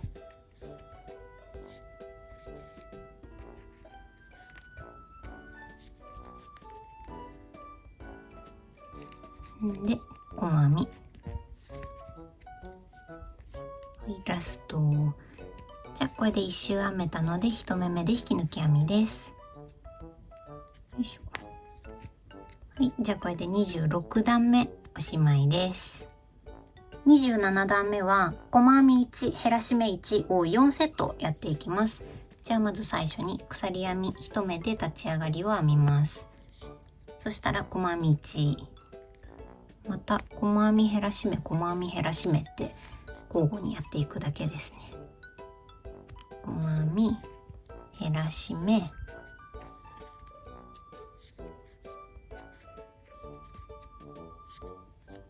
い、じゃあこれで1セットおしまいです。あと3セットやっていきます。細編み減らし目、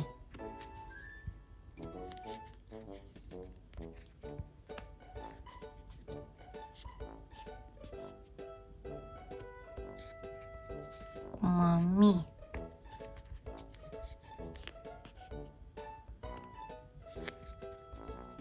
減らし目、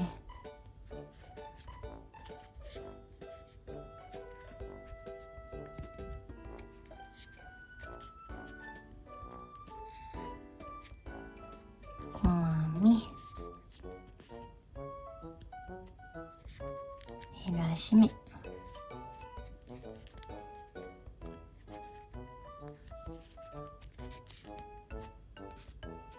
い、じゃあこれで1周編めました。1目めで引き抜き編みです。よいしょ。はい、じゃあこれで27段目おしまいです。28段目は細編みの増減なしで編んでいきます。なので鎖編み1目で立ち上がって、そしたら細編みを8回していくだけです。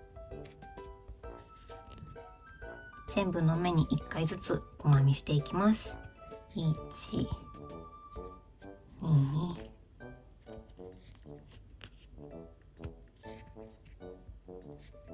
3、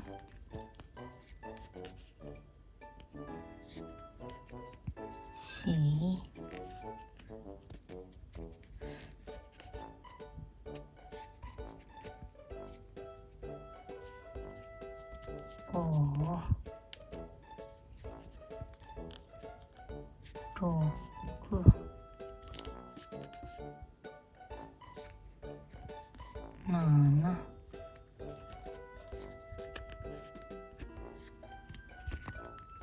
8。はい、じゃあ1周編めたので1目めで引き抜き編みです。よいしょ。はい、じゃあこれで28段目おしまいです。29段目は減らし目1、細編み6を編んでいきます。じゃあ鎖編み1目で立ち上がって減らし目1、1、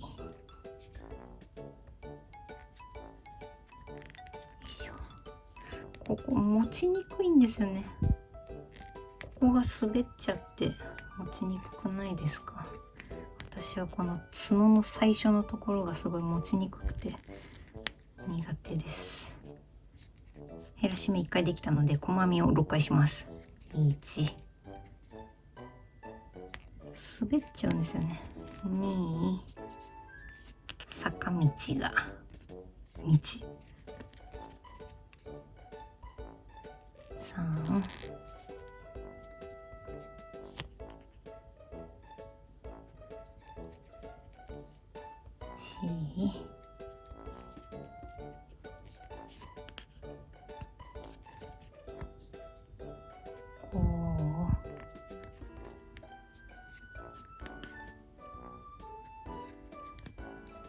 5、6、はい、細編み6回できました。はい、そしたら1目めで引き抜き編みです。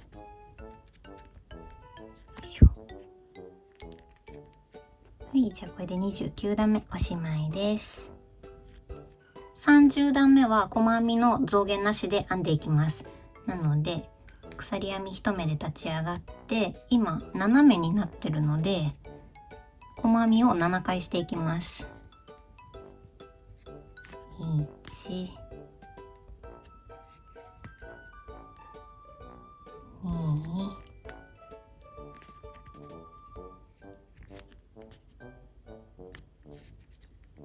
3、4、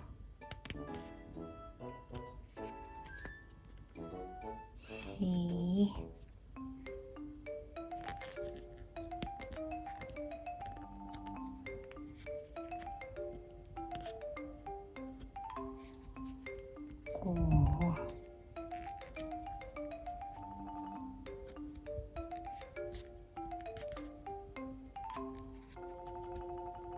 6、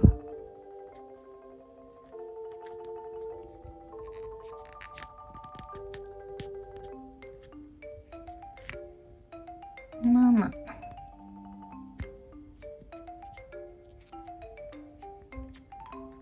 い、じゃあ1周編めたので1目めで引き抜き編みです。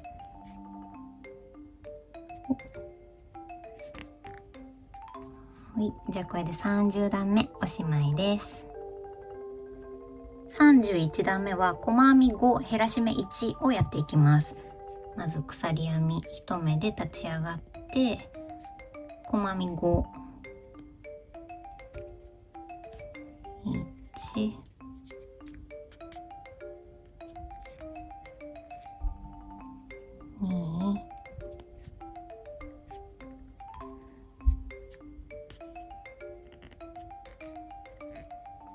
3、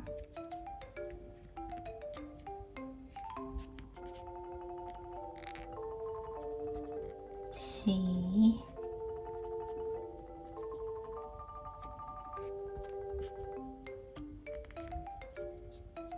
5、よいしょ。はい、細編み5回できたら減らし目1回します。減らし目、は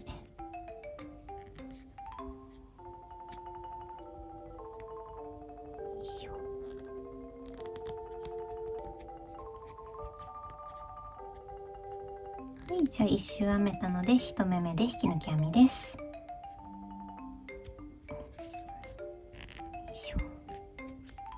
じゃあ31段目おしまいです。ピクミンになってきた。32段目は細編みの増減なしで編んでいきます。なので鎖編み1目で立ち上がって、今6目なので細編みを6回していきます。1目に1回ずつ細編みをしていくだけです。1、2、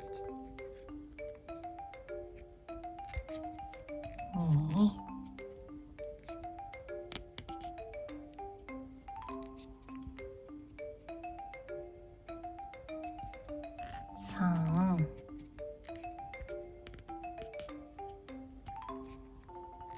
4、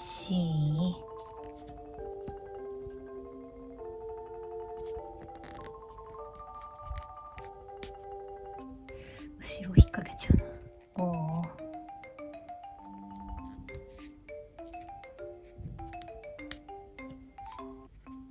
5、6、よ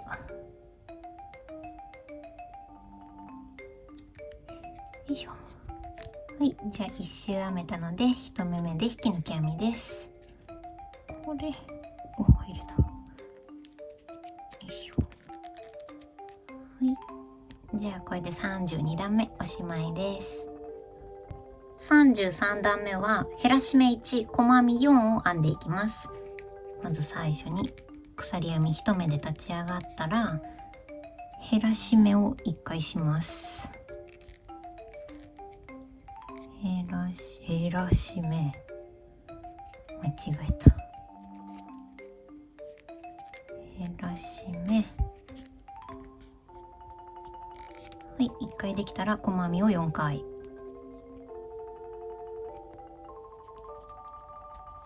1、後ろを引っ掛けないように気をつけながら、2、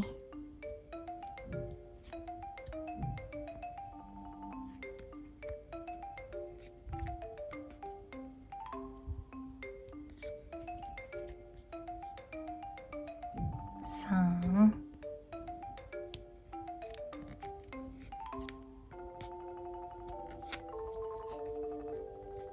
4、は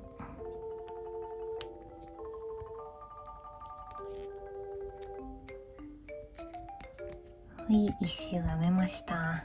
細編みの1目目で引き抜き編みです。よいしょ。は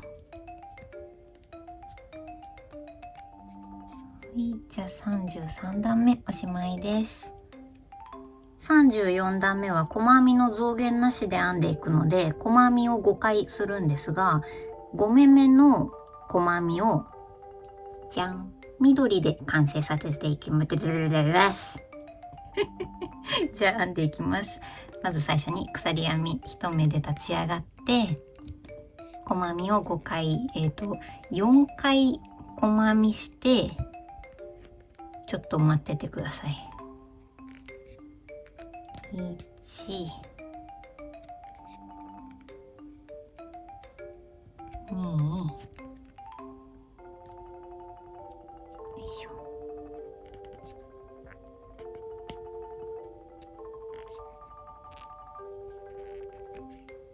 3、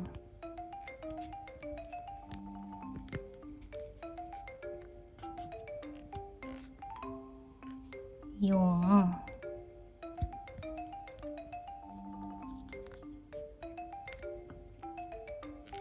い、4回できたら5目目で色を変えるので細編みを途中までピンクでします。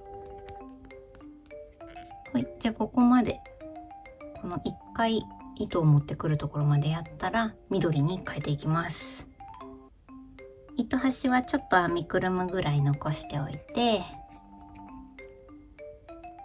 でくるっとして細編みを完成させます。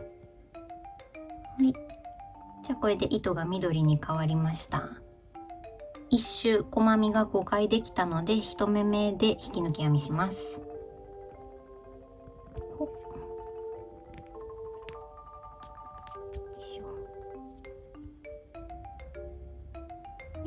じゃあこれで34段目おしまいです。ここから先はもうこっちのピンクの糸はもう使わないので、少しまた編みくるむ分ぐらいを取っておいてこの辺で切っちゃってください。チョキッと。そしたらピンクは退場です。ありがとうございました。そしたら35段目を細編みの増減なしで編んでいきます。まず鎖編み1目で立ち上がって、今5目なので細編みを5回していくだけです。それでこのピンクと緑の糸端を編みくるみながら編んでいきます。1目目に入ったらこのかぎ針の上にこの2本の糸端を乗っけて、でこれを編みくるみながら細編みしていきます。よいしょ。1、2、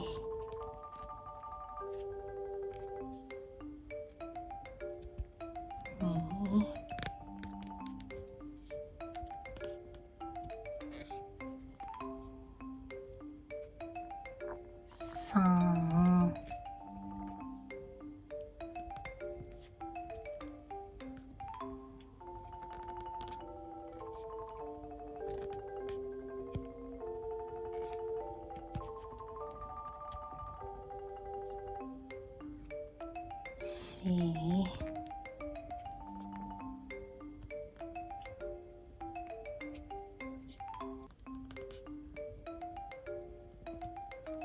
ラスト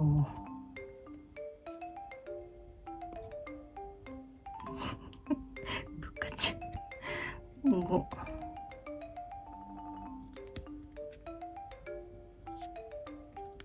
い、細編み5回できました。じゃあ1目めで引き抜き編みです。今までのピクミンちゃんたちとこの緑に糸を変えるタイミングをちょっと今回変えたので、この一番最初の緑がこれが前回引き抜いた時にできた緑の目ですね。なのでこれが引き抜き、この斜めになってる緑が立ち上がりで、この次が1目目です。この1目目に入りたいんですけどちょっと入りにくいので、ちょっとここ伸ばして入っていきます。引き抜き立ち上がり1目目、ここに入ってでこっちの輪をピュッと縮めてで引き抜き編みしていきます。よいしょ。はい、じゃあこれで35段目おしまいです。こんな感じになりました。そしたらここから先は私が一番最初に出した動画のパート3の動画の分になります。葉っぱつぼみお花ゾーンに突入していきますので、お手数ですがそちらの動画を皆さんご覧ください。概要欄にパート3の動画のリンクを貼っておきます。羽ピクミンもつぼみとお花をつける方は白じゃなくてこういう感じの紫っぽい色なので、私につられて白で編んじゃわないように気をつけましょう。じゃあ私もここをつけてきちゃいますね。ではこんな感じで私はつぼみをつけてきました。そしたら次は目をつけていきます。冒頭でお話しした通り、目の作り方は前回ね白ピクミンの目の作り方っていう動画を載せたんですけど、その動画の作り方と同じなのでそちらの動画をご覧ください。で1個ちょっとって思ってることがあって、私今この全部を5号針で編んだんですけど、5号針でつけた目をつけるとなんかちょっとちっちゃいような気がするんですよ。こんな感じになります。でも大丈夫かもしれないなんかちょっと肉眼で見た時にちっちゃいかなって思ったけど、カメラで見ると大丈夫かも。この外周が12目なんですけど、一回り大きくして18目にすると目がものすごい今度でっかくなっちゃうので、もうこれ以上目数は増やせないので、一つ太いかぎ針、私の場合は体を5号針で編んで、目だけこれ6号針で編んでみました。こんな感じになります。どっちがいいかな。なんか目でっかい？どっちが可愛いですか？私は個人的にこっちの方が近いかなって思うんですけど、みんながみんな私みたいにいろんなサイズのかぎ針を所持しているわけではないので、この体を編んだかぎ針1本しか持ってないよっていう方がこうやってちょっと大きくしたい場合は、ちょっと体を編んだ時よりも力を抜いてふわふわに編んでみるとちょっと大きくなるので、そうやって調整してもいいかもしれないです。私はじゃあこの1個太いかぎ針6号針で作ったやつをつけていこうと思います。ちなみにフェルトをつけるとこんな感じになります。私もともとこういう編んだやつをつけようと思ってたので、皆さんの参考になればいいなと思って今初めて乗っけてみたんですけど、なんかフェルト結構可愛くないですか？思ってた以上に可愛くなってびっくりしてます。あんた可愛いじゃないの。じゃあフェルトのご紹介は以上です。これをつけていこうと思います。羽ピクミンちゃんは目が真ん中でくっついてるので、この子たちを作った時に目をまず最初にこっちの目をつけて、それからこっちの目をつける時にこの中でここを一旦糸を通してギュッてこうやって目を寄せてつけたんですけど、そしたらギュッてした分ちょっと真ん中からずれちゃったんですよね。今回は体に目をつける前に目同士を2つくっつけてから、それを体にくっつけていこうと思います。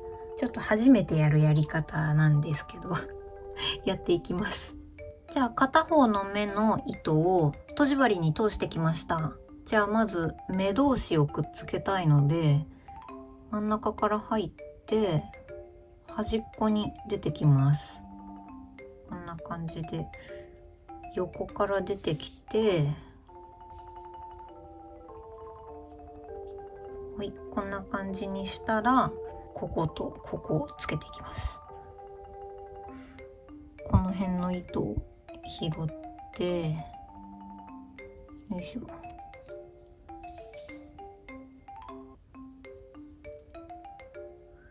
こんな感じですね。そうしたらまた元の目の方に戻る。戻って、でこの針の出る先なんですけど、羽ピクミンってまたこういう感じで下だけがくっついてるんですよね。この下の部分だけくっついてて、横から見るとまた上の方はこうやって浮いてるみたいな感じにしたいので、下から出てくるようにしたいです。なのでここがくっつくから、この辺から出てきます。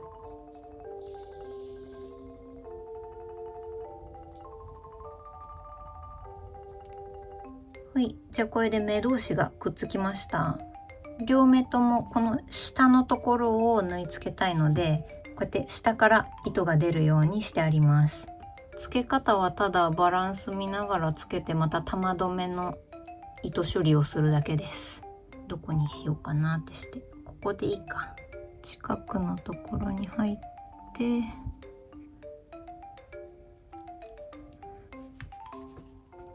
いつも通り私は適当につけていきます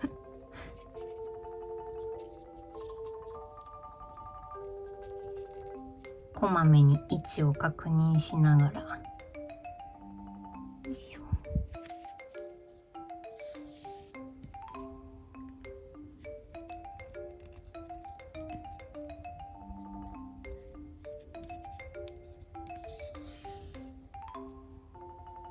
じゃあこんな感じで、こっちの目だけ下半分ぐらいを重点的にこうやって留めてきました。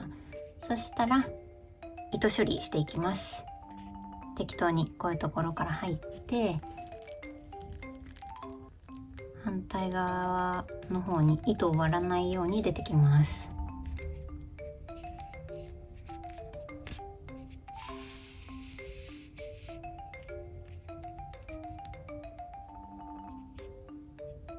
引きつっちゃわないように。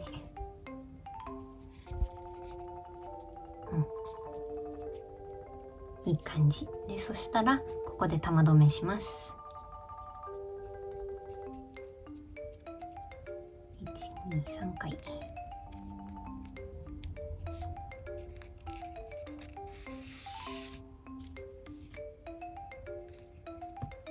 てなかった。はい、玉留めできました。そしたらもう一回同じ穴に入ります。同じとこに入って、また遠くの方、こっちの方に出てきます。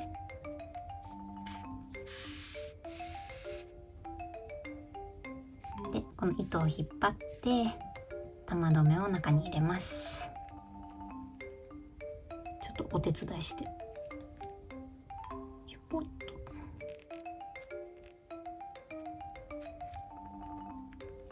ほっ。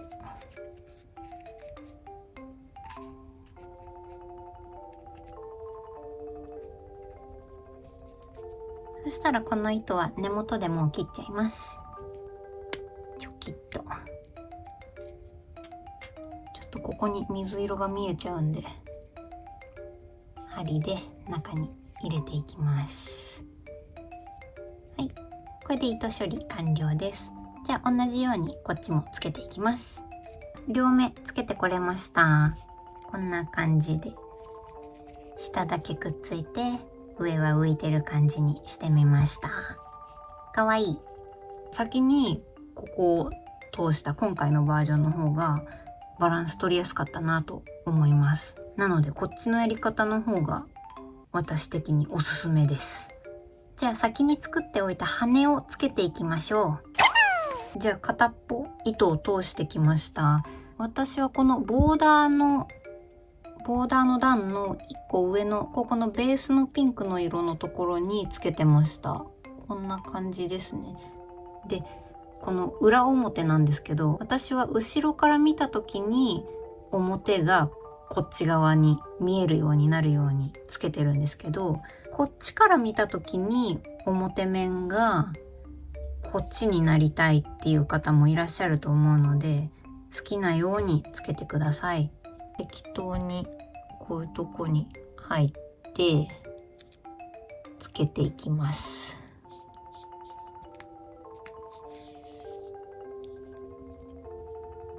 でまたこっちの方にまた表に出てきて、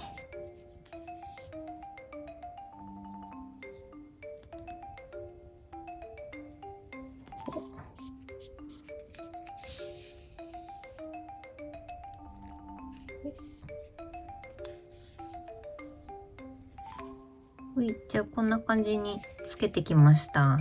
あんまりにもこの先っぽだけつけるとちょっと不安定だったんで、この今糸が出てるところらへんまで何往復かちょこちょこ糸を通してきました。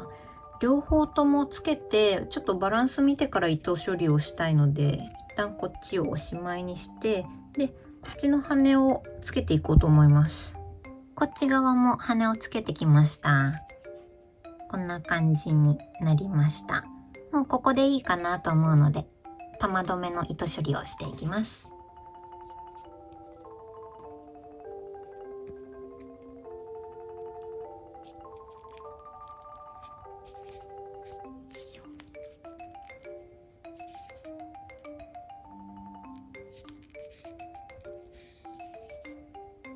足が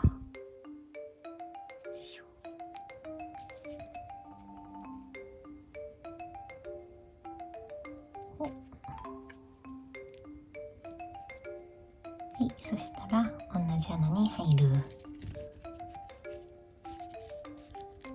で反対の方に出てきて、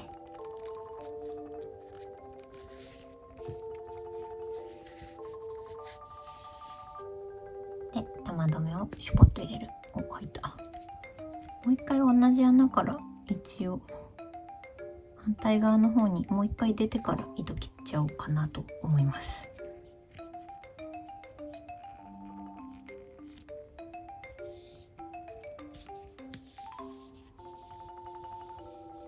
はい、そしたらここ根元で切っちゃいます。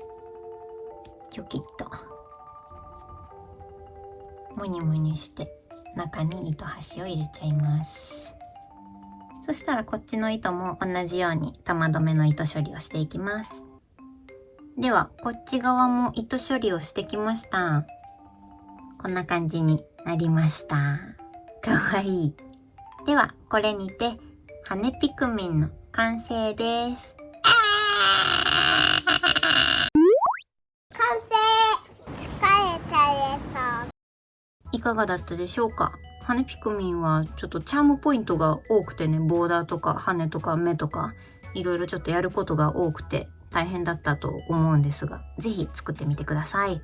私はね、皆さんに今までの子たちとこの子のねサイズ比較をお伝えするために、いつもピクミンを編んでるのと同じ種類の毛糸で編んでたら、ちょっとねこのシリーズの毛糸いい感じのピンクがなくって、ちょっと血色悪い子になっちゃったんですけど、皆さんはねもっと羽ピクミンっぽいピンクの毛糸を選ぶともっと可愛くできるんじゃないかなと思います。今回もこんな長い動画を最後までお付き合いいただいてありがとうございます。いつもたくさん応援をいただいて嬉しいです。ありがとうございます。今回の動画はここでおしまいです。ではジャーチと羽ピクミンと試作の羽ピクミンちゃんたちでした。ありがとうございました。バイバイバイバイバイバイ。パパパパ。